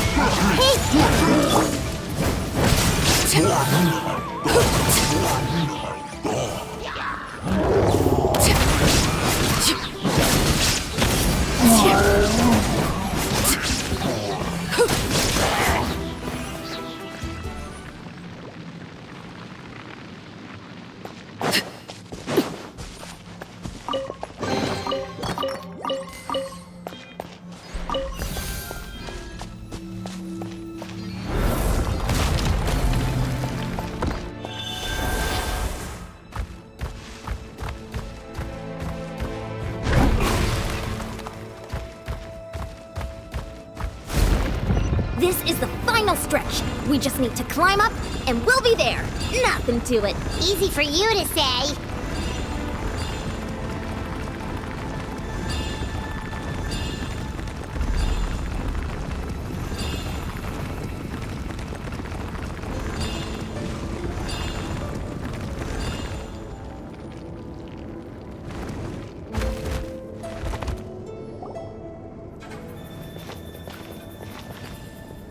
This must be the entrance the Pyro Archon told us about.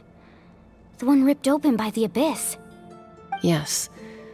There's something in the depths of this place that feels familiar, yet also foreign. We actually have to go in there? Okay, Paimon just needs to psych herself up. Don't push her through before she's ready.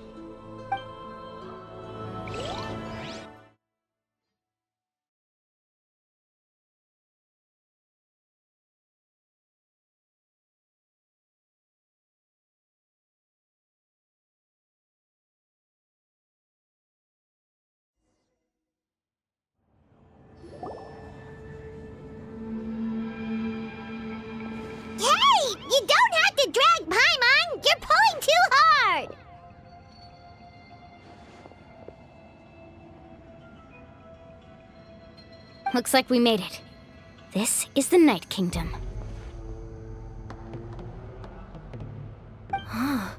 It looks so different from what I imagined in the stories. That overflow of energy is probably what trapped Kachina here in the first place. From this point forward, everything we know about the real world no longer applies. Anything can happen here. Paimon's more worried about how we're gonna make it out. We obviously can't go back the way we came. Do you see that patch of light on the ground? It's shining down from that fissure in the sky. Oh yeah, right in front of us. So that's coming from up there?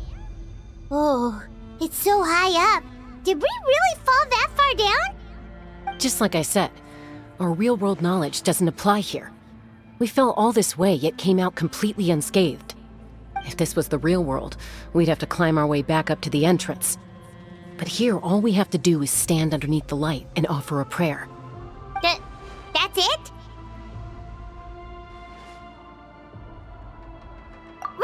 Right. We still got a job to do. So that means all we need to do is find Kachina and bring her to this location. Exactly. This light is streaming in from the real world. It's a link between the two realms. The terrain looks difficult to navigate, and the visibility's not great either. How are we supposed to find Kachina in these conditions? Yeah, these floating black things don't look super friendly either. Those are all manifestations of abyssal power. Be careful. Ghost! A talking ghost! Calm down, I'm here to help. You're the ones who helped Vichama, right? Yes, I'm Vichama's friend, Malko. I was completely lost to this realm until I sensed a mysterious power calling out to me. It's like it was seeking me out, attempting to reassemble the pieces of who I used to be. Of course, it could only do so much. I'm sorry I can only appear before you in this imperfect form. No, we should be the ones apologizing. If the Spirit Speaker's stone hadn't become corrupted by the Abyss, we could have done much more. But we had to destroy it. Otherwise, Vichama and his tribe would have been in danger. Of course. Thank you for protecting him. I never imagined that, even after all these years, he'd still take such a risk for me. Under the power of the stone, it felt like our souls were connected. Turns out even our regrets were exactly the same. Whether in triumph or death, you want your best friend by your side. Exactly. That may not be in the cards for us, but it's not too late for you. You're looking for a young girl from the Children of Echoes, right? She's being chased by an embodiment of abyssal power. I'd like to help her while I'm still in this form, so follow me. Be careful. This place has been severely corroded by the Abyss. Paimon didn't realize it had gotten this bad. It's like a seething volcano ready to engulf our world at any moment. Ouch! Quick, get back here! You can't go... Stick close to me. My power will be able to ward off attacks for the time being.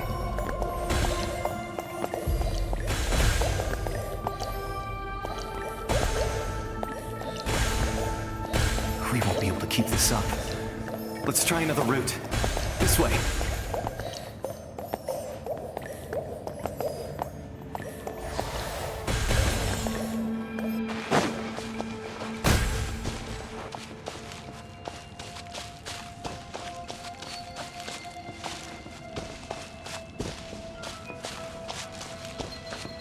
Not good. More monsters. We shouldn't waste our time on them.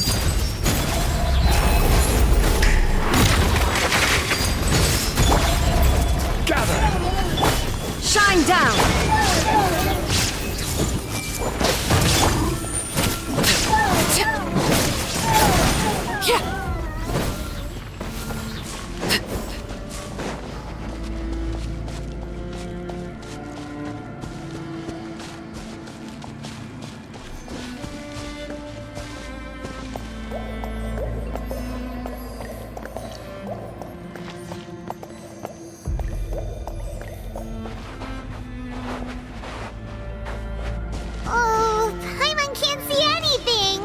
easy to get lost here. Just stick close.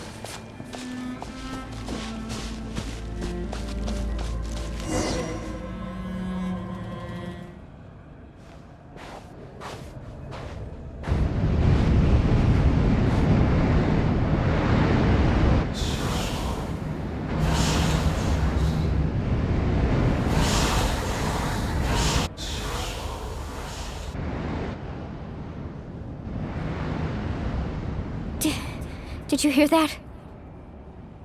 What? Never mind. It was probably just my imagination. Don't scare Paimon like that! I heard it too. It was a voice from the abyss. What did it say? Doesn't matter. It certainly doesn't harbor good intentions.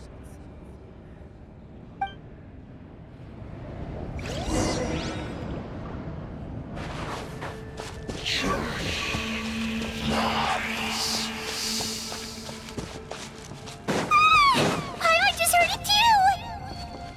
Let's keep going. Paimon wants to get out of this place!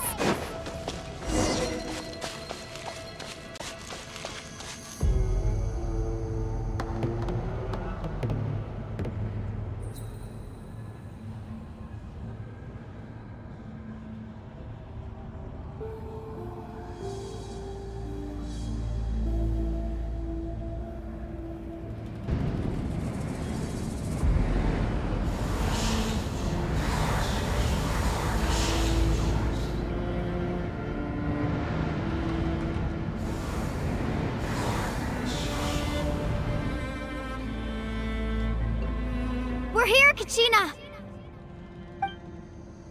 Honey? You made it! Looks like our reunion will have to wait until we take care of these monsters. Good idea. Let's go!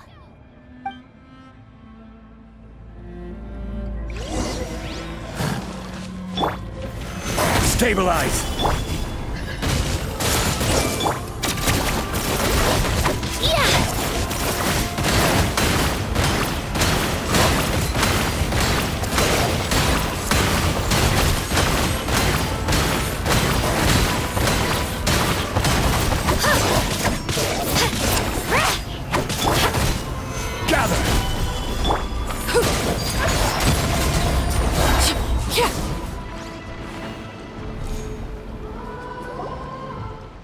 You're here!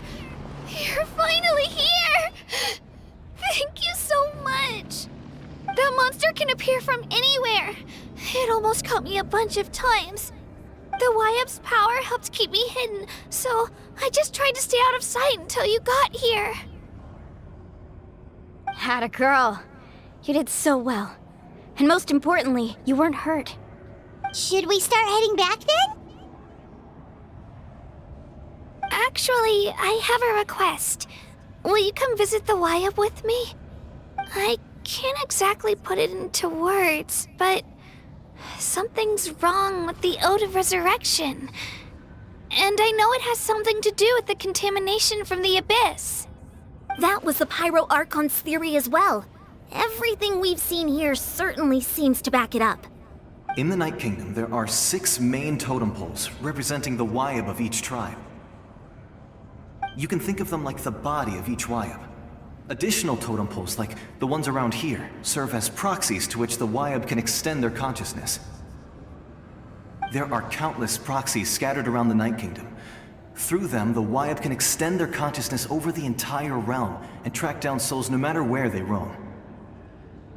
But if a proxy were to become severely contaminated, then a soul could become lost within the Night Kingdom. Judging by the current situation, I don't think we're dealing with just one contaminated proxy.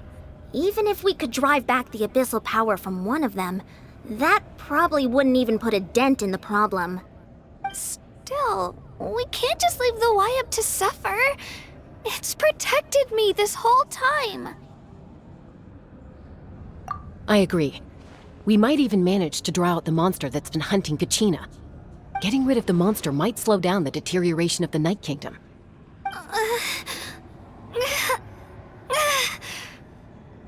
Kachina? What's wrong? Nothing. Just a headache. And that voice again, telling me to abandon the Wayab and leave this place. Maybe we really should leave. Kachina's already been here for too long. No, I'm fine. I don't plan on listening to that nonsense. I can hold on. Just up ahead. I'll lead the way. Besides, I can still fight, so please, help me out a little longer. Listen to me, Kachina. We'll come with you, but that's because we want to help the Wayab, not because we have something to prove. You don't have anything to prove either. It's okay if you reach your limit. We'll be there for you. All right. The sooner we get this done, the better.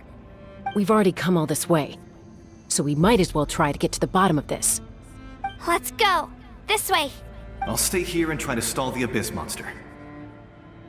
All by yourself? That's too dangerous! It's all right. I may not be as strong as that monster, but I'm definitely more familiar with the area. Besides, I don't have much time left.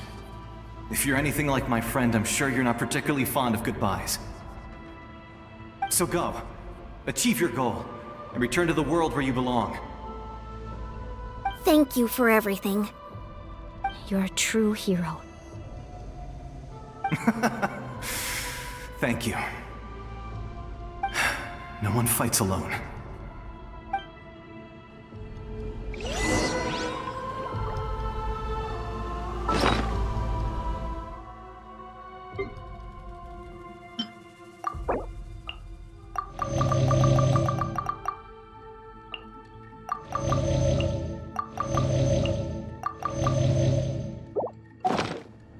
Does your head still hurt?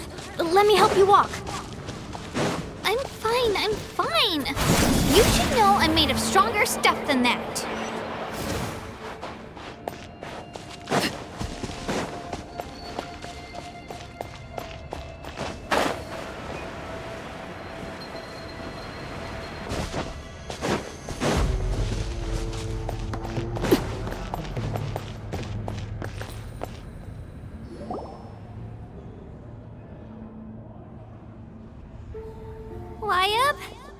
Wayab!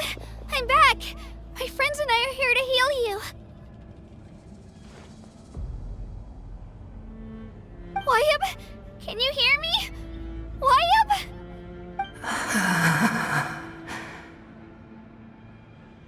So we were right. The contamination is already too severe. It's preventing the Wayab from answering our calls. Alright, get ready everyone. Time to purge the abyssal energy from this place. Careful. We've got company. Already? You really think that puny soul could slow me down? Courage in the face of futility is pure folly. He tried to get in my way, so I disposed of him. You killed Malco? He would have dispersed with or without me. Rather than worrying about him, I would urge you to focus on yourself. You may have defeated others of my kind in the past, but underestimate me now, and it will be to your peril. No, the power of the Abyss is intoxicating. The destruction it seeks captivates like a masterful work of art. I strive only for the opportunity to see it up close. I thought this naive little girl was an exception, but it turns out humanity is full of lambs willing to offer themselves up to the slaughter. That is the tragedy of your short lives. You understand nothing of all-encompassing power. Ancient names, pride, friendship, all empty ideas invented to give you a false sense of self-worth. They possess no power at all. The Pyro Archon created those grandiose ideals out of pure selfishness. Anything to avoid sharing power. Anything to avoid handing over the primordial gift to ordinary people like you. Don't believe me? Then ask yourself, why is the Pyro Archon strong beyond measure, while you, Kachina, remain so pathetically weak?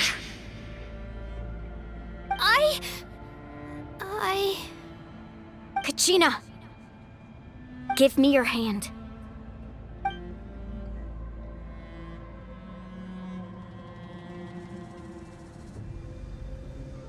Feel that? I'm right here next to you. Thanks, Moalani. You're right. I have nothing to fear. Because I'm not alone anymore. You're right. Maybe comforting ideals don't have any power. But you also couldn't be more wrong. You've never had to work for your own strength, so you will never understand the true source of our power. What? The courage we have to stand before you and not back down? It comes from our friendship. The power lies not in the ideal itself, but in our commitment to upholding that ideal, and in our decision to stand together and fight! Well said! Let's go, Kachina. It shouldn't take more than 2 of us to handle an enemy like this. Sorry in advance, but you deserve what's coming to you! There aren't many in Natlan who can beat us when we're together. It's time he got a taste of that kind of power.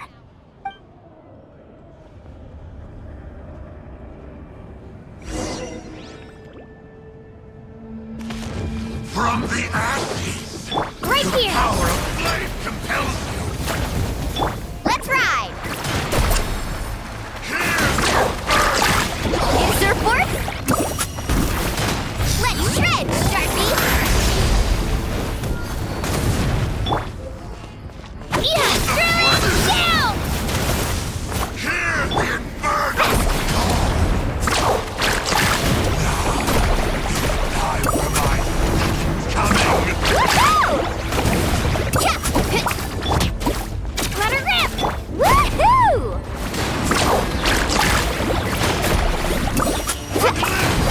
Let's ride! Surf's up! Action at the flame! Whoosh!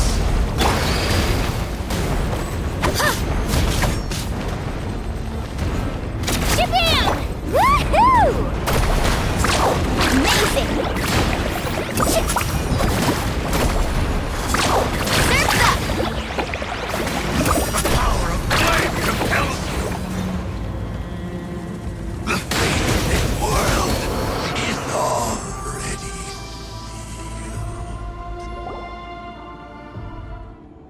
We won! We actually won! That's what he gets for underestimating you two. Fantastic work, Kachina! Absolutely fantastic! This makes me so unbelievably happy. I'm happy too, Moalani. Together we really are unstoppable!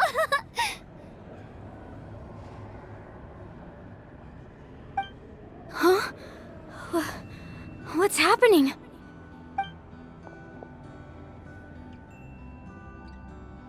My ancient name is glowing? But I thought I didn't bring it with me. It's probably a projection from the real world, but that doesn't explain why it's glowing all of a sudden. Wait, does that mean you're...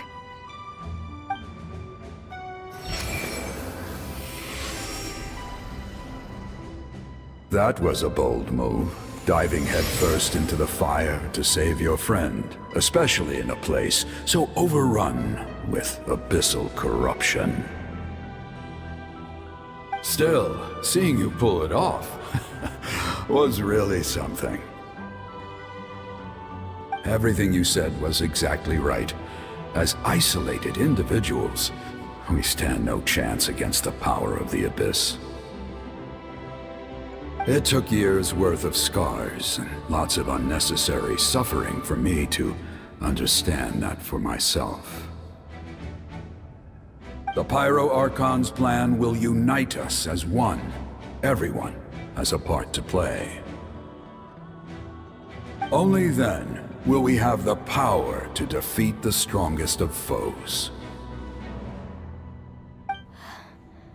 Who are you? Tupac, a warrior from the people of the Springs. I fought against the Abyss during the invasion 500 years ago. I've heard that name before. You were the giant who saved all of Natlan. Since you were able to awaken my words from your ancient name, that means you have fully embodied the aspirations of the Wayub.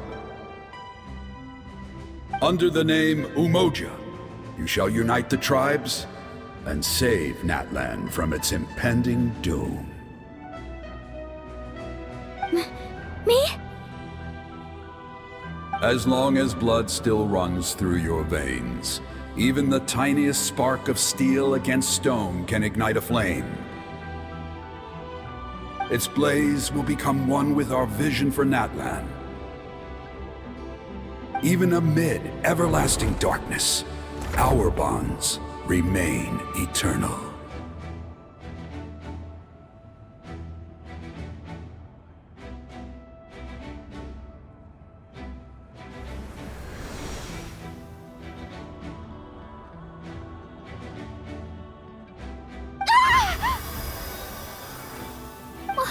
What's wrong, Moalani? So many memories. My brain was just flooded with everything he once knew. So that's what happened. What do you mean? Did you just figure something out? 500 years ago, they foresaw the very crisis we're facing now.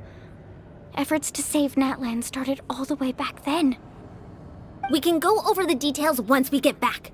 We shouldn't linger here longer than we have to. I know bits and pieces, but I had no idea Mualani was also part of the plan. This sounds like something that's going to need a lot of explaining. Let's focus on saving the Wayub first.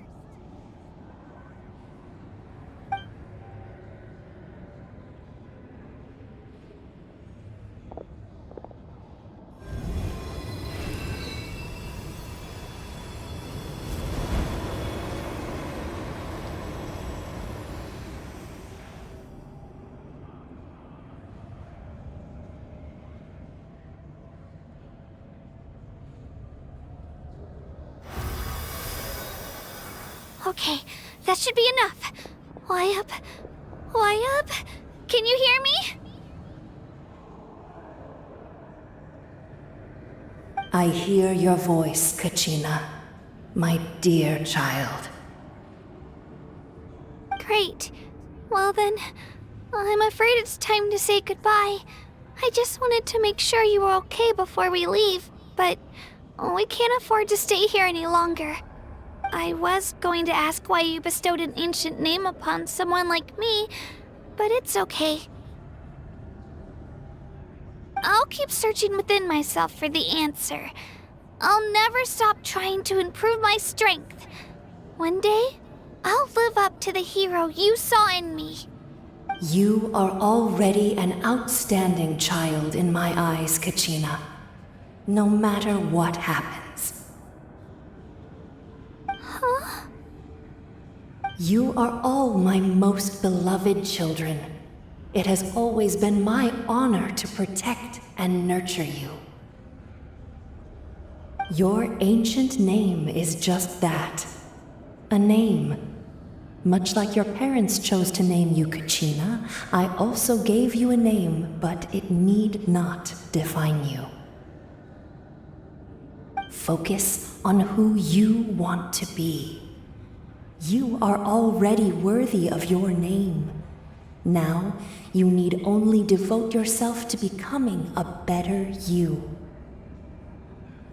The story of your ancient name is for you to continue. Just like your parents, my love for you will never change, no matter what the future holds.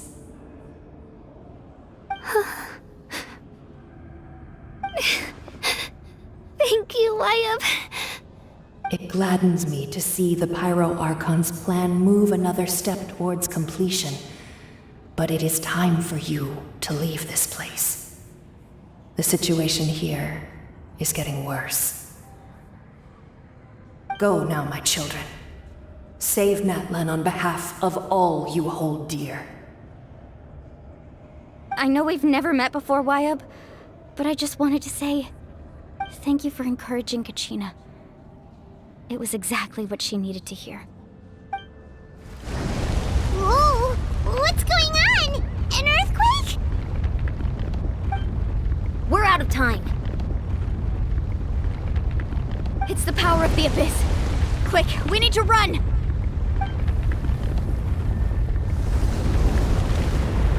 It's a Seelie! The Seelie opened the way for us!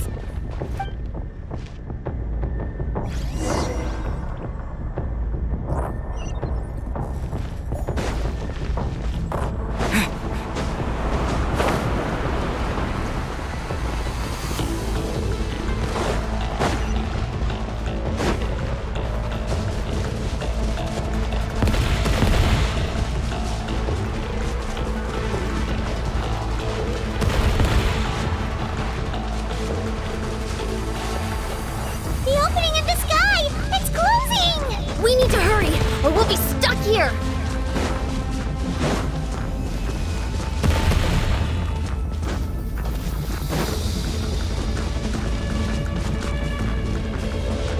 Watch out for the falling rocks! Quick, through the middle!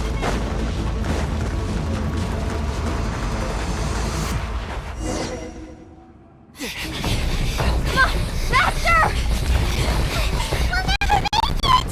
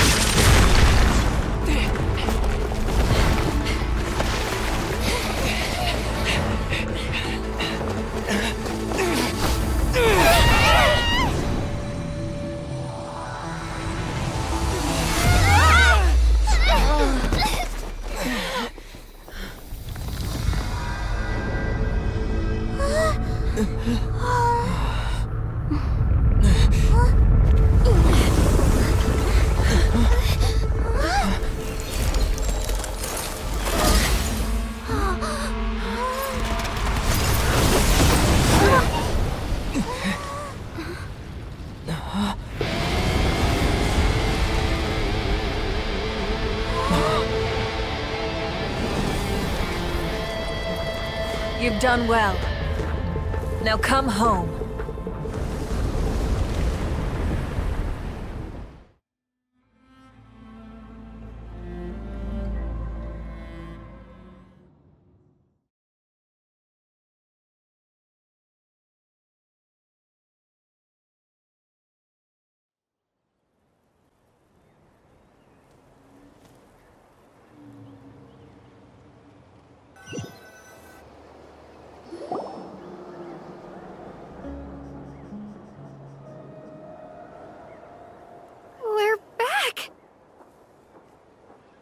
The Pyro Archon saved us. But she's not here. Yeah, didn't she say she used it all up? She's still in the Speaker's Chamber. What we saw in the Night Kingdom was just her consciousness. So you're saying her consciousness did all that? Every great display of power comes at a price.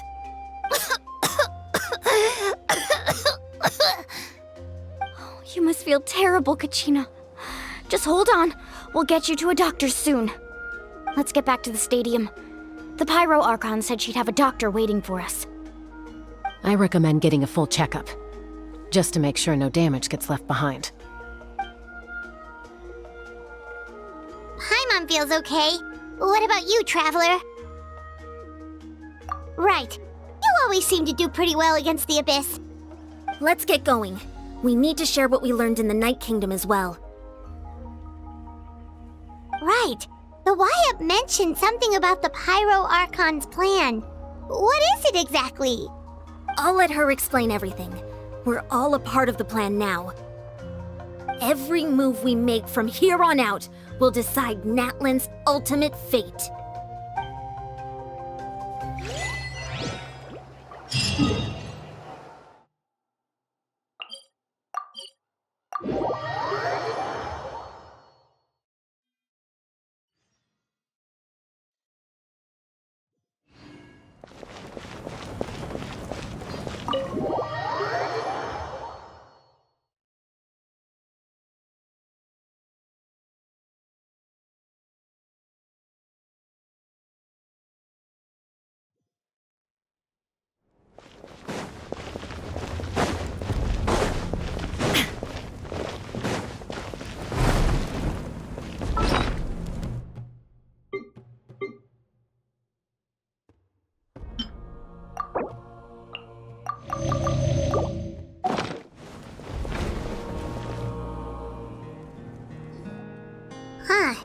There's a lot less stuff here than before.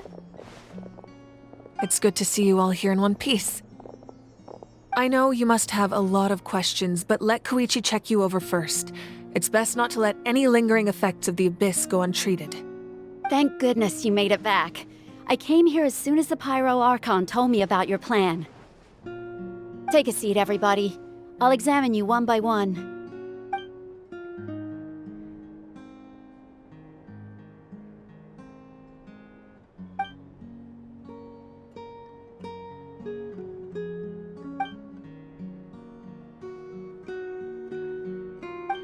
All right, that should do it for now.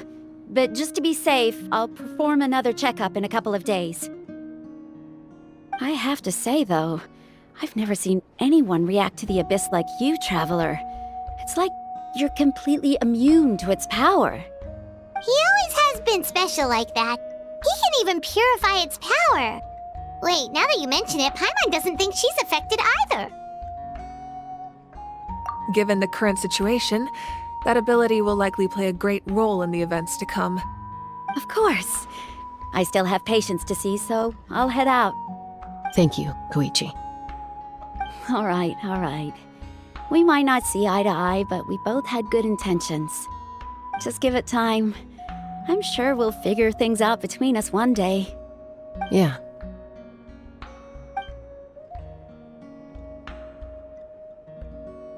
All right.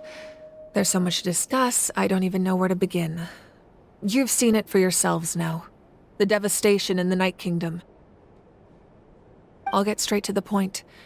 Natlan is on the verge of destruction. It's very possible our nation has less than a year before total devastation. Huh? No.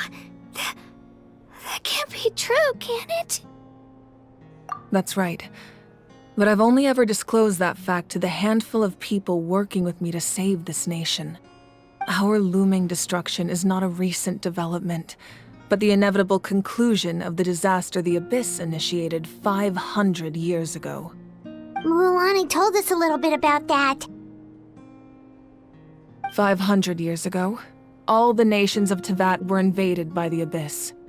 Unlike the other nations, Natlan never had stable and deep-rooted ley lines, so we suffered the worst of the invasion. The battle against the Abyss was exceedingly long and brutal. In the end, victory came at the cost of our civilization and countless lives. Even then, it took centuries of solving the disasters caused by the Abyss to finally achieve the peace we know today. And still, this is but a superficial victory. The forces of the Abyss have merely been driven back underground. Their threat to Natlan remains as real as ever. I'd never have guessed. The problems plaguing the Night Kingdom are all the more complicated because that realm is essentially functioning as Natlan's ley lines.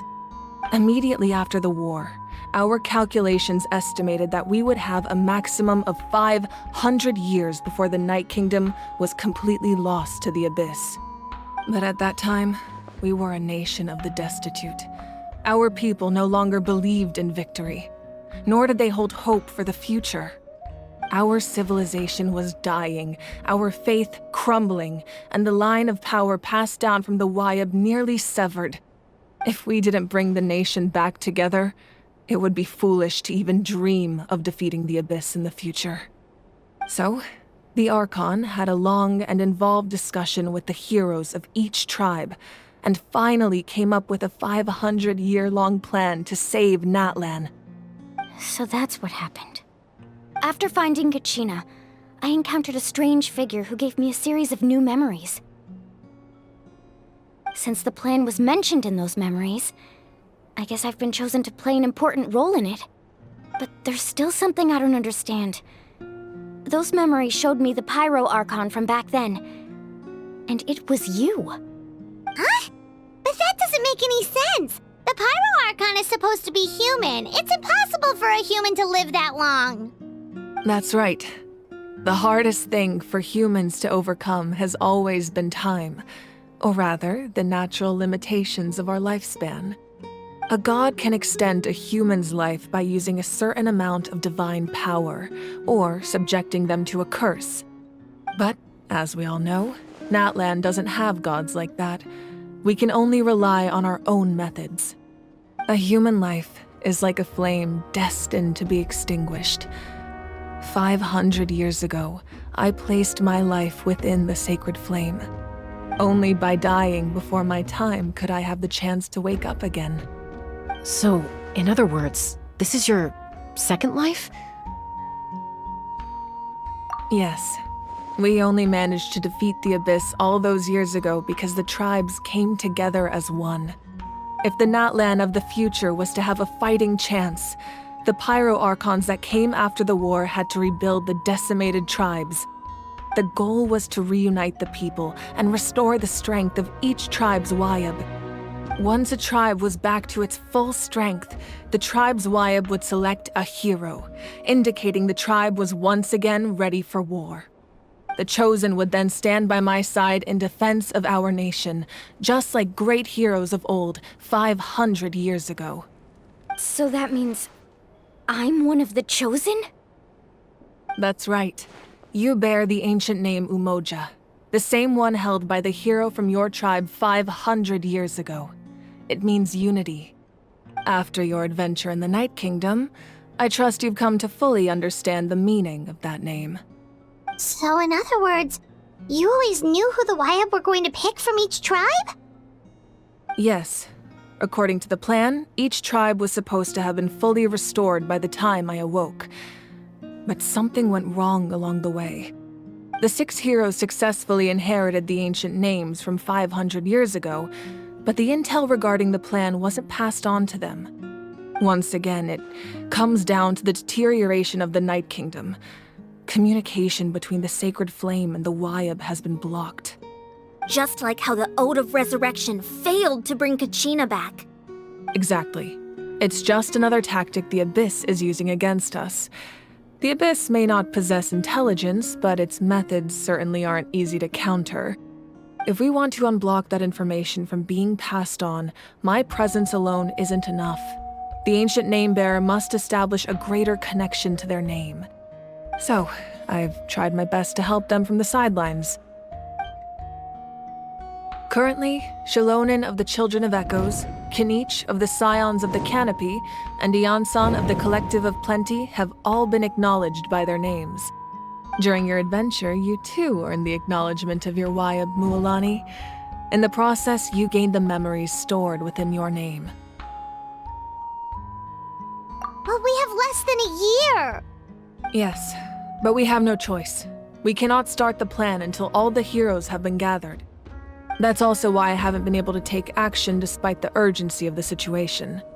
But if you knew this whole time, why didn't you just tell me about my role in all this? Wouldn't that make everything go a lot faster? Perhaps, but the opposite could also be true. Knowing your destiny too early could mean failing to realize your full potential. Just like your determination to save Kachina, I hope your commitment to this endeavor comes from your own strength of will, rather than a sense of obligation. So I suppose you're not going to tell us who the final 2 heroes are then? That's right. Their time is yet to come. Putting pressure on them beforehand will only hinder their development. I can only trust in the judgment of the Wyab. I have never believed I could solve this crisis alone. In fact, it was precisely because I chose to trust and rely on others that we managed to get this far. Natlan's salvation lies not in its Archon or any singular individual, but in us all. You're quite perceptive, aren't you? I thought I might get away with avoiding the topic. Huh? Oh, right! All the stuff you stored here before, where did it all go? Even though I sacrificed my power, I still needed a contingency plan to ensure you would make it back from the Night Kingdom. After all, I was the one who allowed you to take that risk, and Mualani has an important role to play in my plan. In addition to their sentimental value, the items I stored here held a much more important purpose: fuel. Fuel? So back then, that's why you... Yes.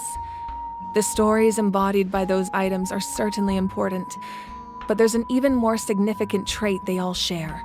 Every item belonged to a hero of Natlan. Over time, they became imbued with a certain amount of contending fire from being carried in battle. On their own, each item's power is limited, but together, their combined effect can prove quite useful in a dire situation. By burning those items, I was able to activate the contending fire stored within them to open the boundary between the two worlds. It was a rather crude approach, so all their power was depleted in an instant, as you can see. But weren't they all precious treasures? What about their stories? That's exactly why I dragged you all here. No matter what, I never wanted the Pyro Archon to have to use that power. Oh, I'm so sorry. You have nothing to be sorry for. You all deserve my thanks, actually. If you hadn't saved the totem pole, that area of the Night Kingdom would have been forever lost to the Abyss. And then, it would only be a matter of time before the Children of Echoes was met with disaster. Besides, when those heroes entrusted their belongings to me, or the Pyro Archon of their time, it was out of a desire to contribute to Natlan's survival. If they knew those items helped save the present-day heroes of Natlan, they would not mourn their loss. Even when you put it that way, I still feel bad. There's no need. Remember what I told you about time? The people and the events of the past are never truly lost to us. We simply carry them with us in a different form. In that sense, we didn't lose anything at all. If you still have regrets, let them fuel your resolve in the battles to come. Your deeds will become new legends and nurture new forms of power just like the items once stored here. Well, we'd still like to return the favor. Well, if that's the case, just treat me to a drink sometime. Now that Kachina has returned, we can finally hold the victory feast and celebrate your team's triumph in the Night Warden Wars. And we could all use the rest, that's for sure. Plus, you'll be able to silence everyone who doubted you once and for all, Kachina. Still, now that I know the danger we're facing, having a victory feast doesn't feel right. Try not to let it get to you. It's important to stay calm. Worrying about it will only affect your judgment. All right. You should head out. I'll join you in a bit.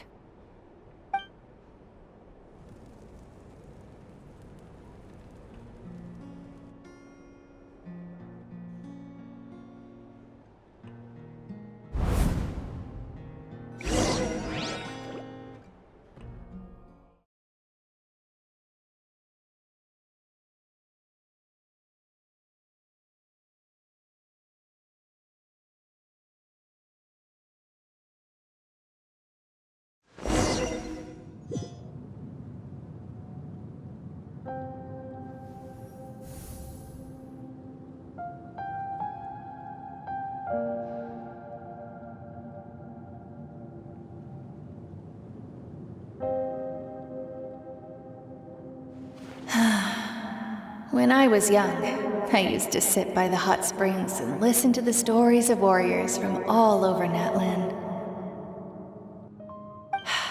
They attract people from all walks of life. Friends come easy here, no matter what tribe you're from.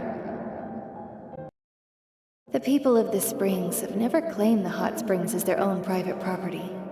They are there to bring all hot spring buddies together. It's been really nice, seeing the children of my tribe get older. It's helped me gradually understand the true value of the springs. I've witnessed their energy, their determination, their absolute passion for life. Even when they cause trouble, I never managed to hold on to my anger for long. It's unbelievable how quickly they worm their way back into my good graces. I'm certain Mualani will become a great warrior when she grows up. She possesses infinite potential. I can see it. One day, when I'm no longer in fighting form, I'll come here and tell stories to all the children, just like those warriors did for me. So, you better get busy, Pyro Archon, or I'll end up running out of stories.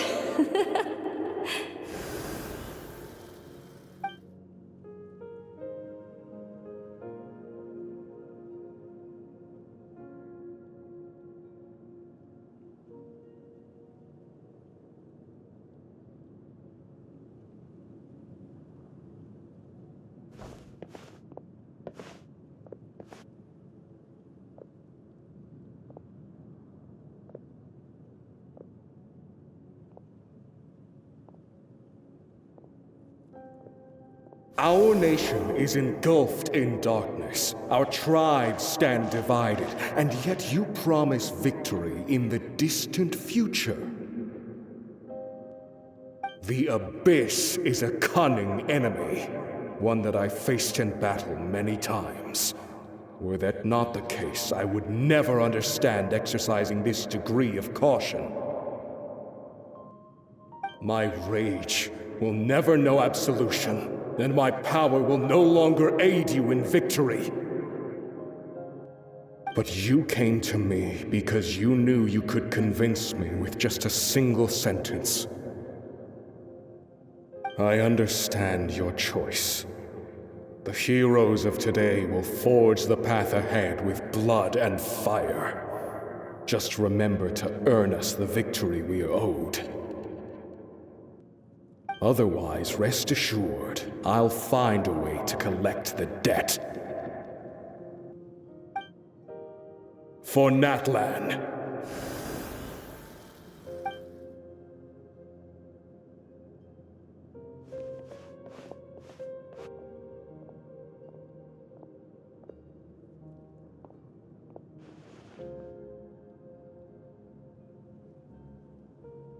So, you're gonna head 500 years in the future to serve as the Pyro Archon again? But what about the you from right now? You're just gonna die? You can't ask her those questions and expect her to answer, my dear. The decision is hers to make, and she deserves our support. We will do everything we can to rebuild the tribes. Don't you worry. Even across time, we will all do our part to fight for Natlan's future. Yeah, Mom's right. We'll always believe in you, sis. Oh, seriously though, Dad should be here. Where is he? I imagine he didn't know what to say, so he chose not to come at all. Don't take it to heart, my dear. That's just who he is.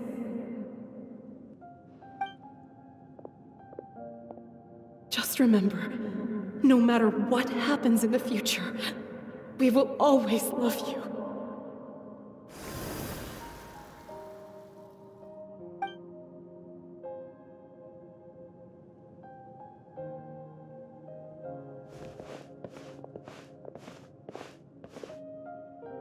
I'll come find you one day.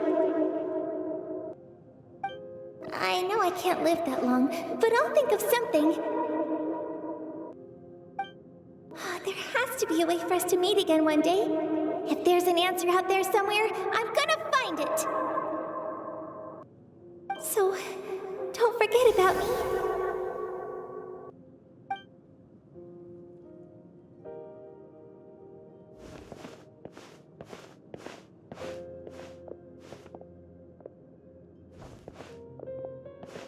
If that's your decision, then you have my full support, Archon.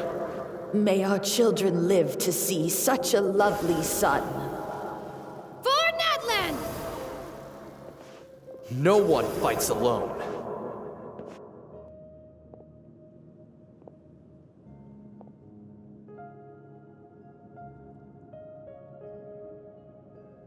The rules are my legacy. They shall grant us the strength to overcome the next tragedy. War forged the 6 tribes, taught us how to fight, instilled in us what it means to love. Who will be the one to bring this to an end?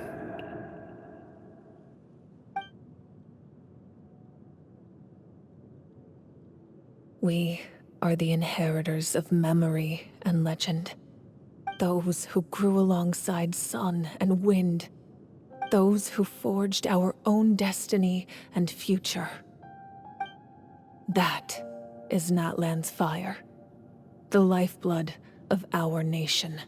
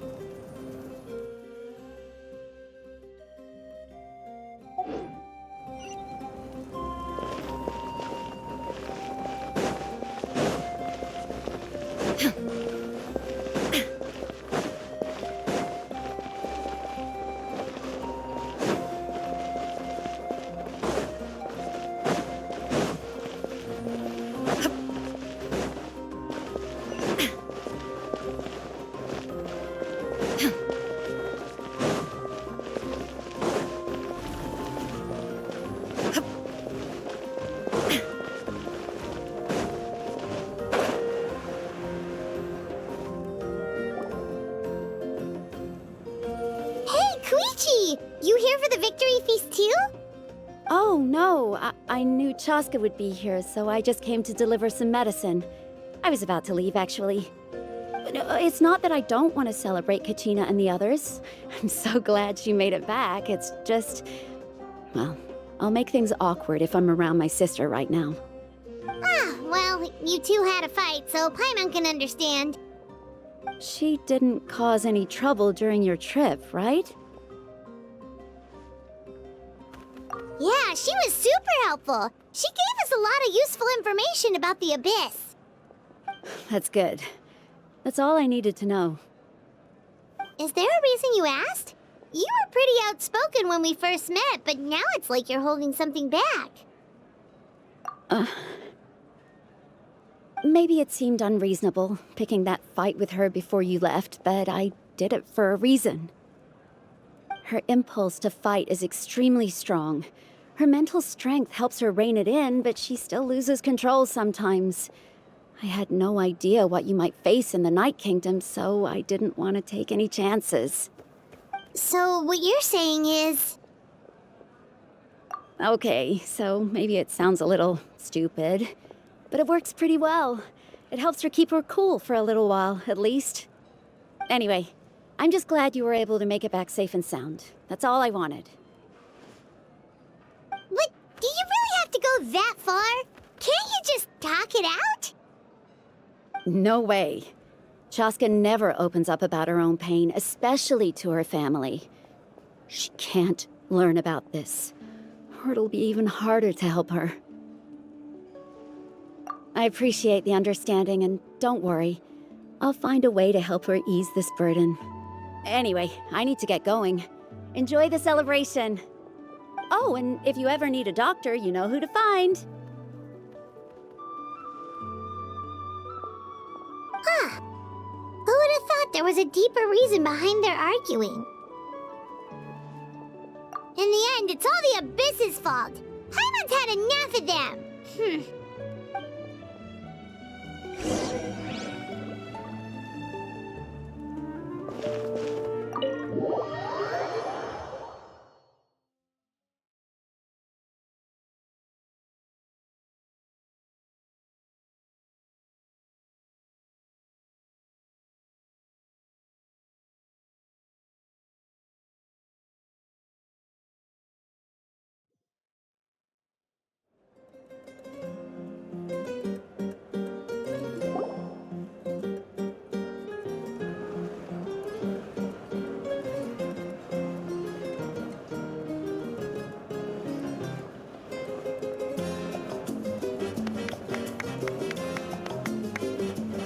Let's give a huge round of applause to our brave young warrior, Kachina!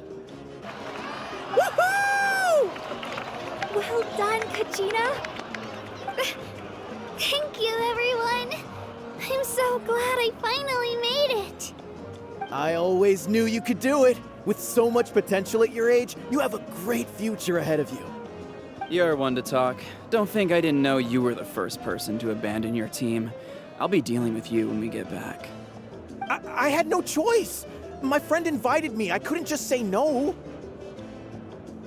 Oh, really? So you weren't just trying to get ahead in the first round? I wasn't, I swear. I just happened to find that bearer injured in the wild, so I stopped to bandage his wounds.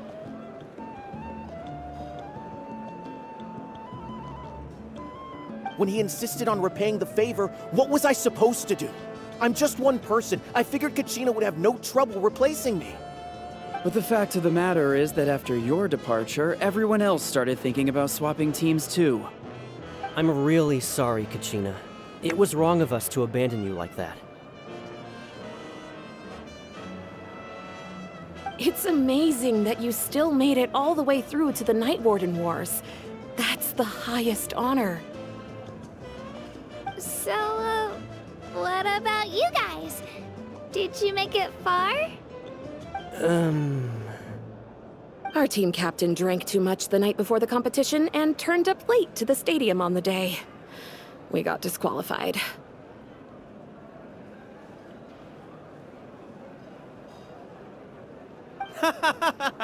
Serves you all right. No sympathy for me.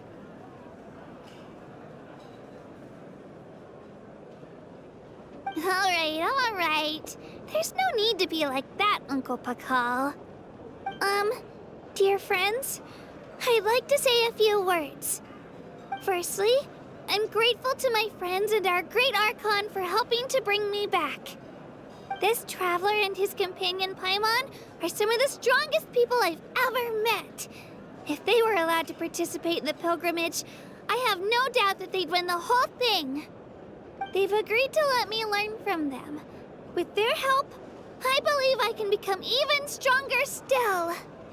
And let's not forget my good friends, Moalani, Chaska, Kanich, and Ayan-san. They all helped the Traveler and Paimon figure out a way to bring me back from the Night Kingdom. They too deserve to be called our heroes, so please give another round of applause for them. Thank you so much! Well said!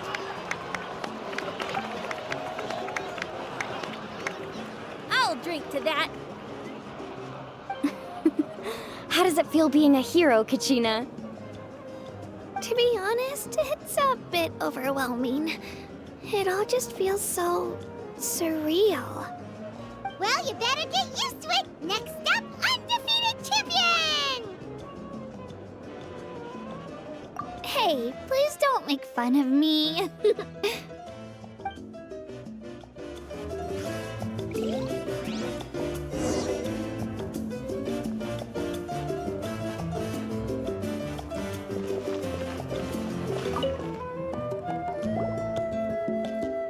you're here. Have some fruit juice. I got it specially for you two. How did you know? That's Paimon's favorite! You look like you've still got questions. Ask away. Because they had their own lives to live. The thought of telling them, abandon your families and everyone you love, and come with me to the end of time, for in 500 years Natlan will be destroyed, it seemed too cruel. You could just as easily point out that everything in this world would come to an end eventually. But life is short, and beyond a point, it just doesn't seem real. Imagine if I said, let's leave right now, and go save the sun because it'll flame out in a few million years. It would sound quite ridiculous. I couldn't make them shoulder that burden with me. Besides, every generation will have its heroes, this one included. The plan could still work without them. Or, of course, without me. But since I was the one who came up with the plan, I felt duty-bound to see it through to the end. Paimon's suddenly remembering that portrait in your room. Was that your family from back then? Yes, it was. So when you asked me who my sister grew up to be, the truth is that very little information survives. From what I've been able to piece together, I can conclude with a reasonable degree of confidence that she ended up as an architect and artist. She played an instrumental role in rebuilding the scions of the Canopy tribe, designing and building many houses. But of course, none of her buildings are around anymore. Still, it was an impressive achievement, and I'm very proud of her. You feel lost keenly. It seems to stir up feelings of regret in you. But this is something I have long since come to terms with. This is a war, and there can be no war without loss. I am already far more fortunate than those who lost their lives to the Abyss. The people of Natlan look to me as their Archon, and the weight of their expectations is mine to bear. I must see our fate through to the very end, no matter what I may find there. Yeah, doesn't that mean the way everything ends has already been written, including your plan? I suppose, but so what? Don't forget, time takes many forms. The past, present, and future coexist, and all are equally important. Even if the future ends in destruction, there's still no reason to give up on the here and now. And it's precisely because we humans cannot know our fate that we will never give up on our struggle. This is a pivotal moment.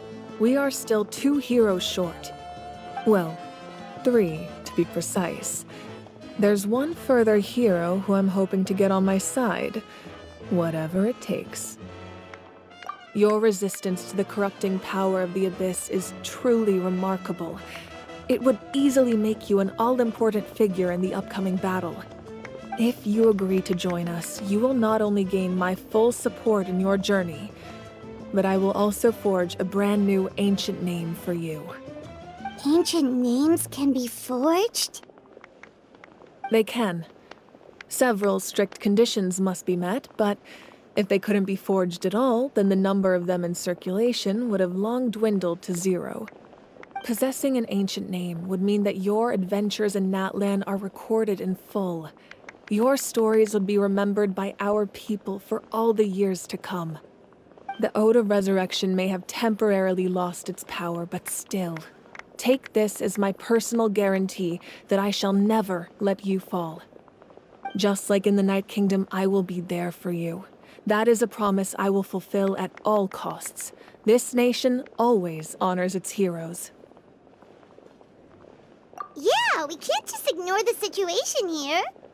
Wonderful. Then I'll reach out to Shilonen right away. She's the one who will forge the name.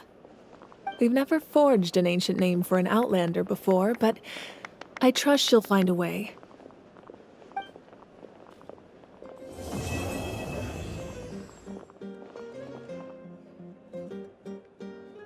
My lord, we've received word that the Pyro Archon has lost much of her power. Although your injury complicates things, this is most certainly the opportune time to seize the Gnosis. Victory and defeat are rules, not outcomes. I have never taken advantage of an opponent in a time of weakness, and I don't intend to start now. As for you, I must confess, I did not expect that little trick of yours to save the day. No matter how dense the fog, as long as the sun remains, we cannot turn day into night. She could have dispelled it. She simply chose not to. You don't have much time, and you're injured on top of that. What do you plan to do next? I'm beginning to see just how useful you may turn out to be. You heard something from here, didn't you?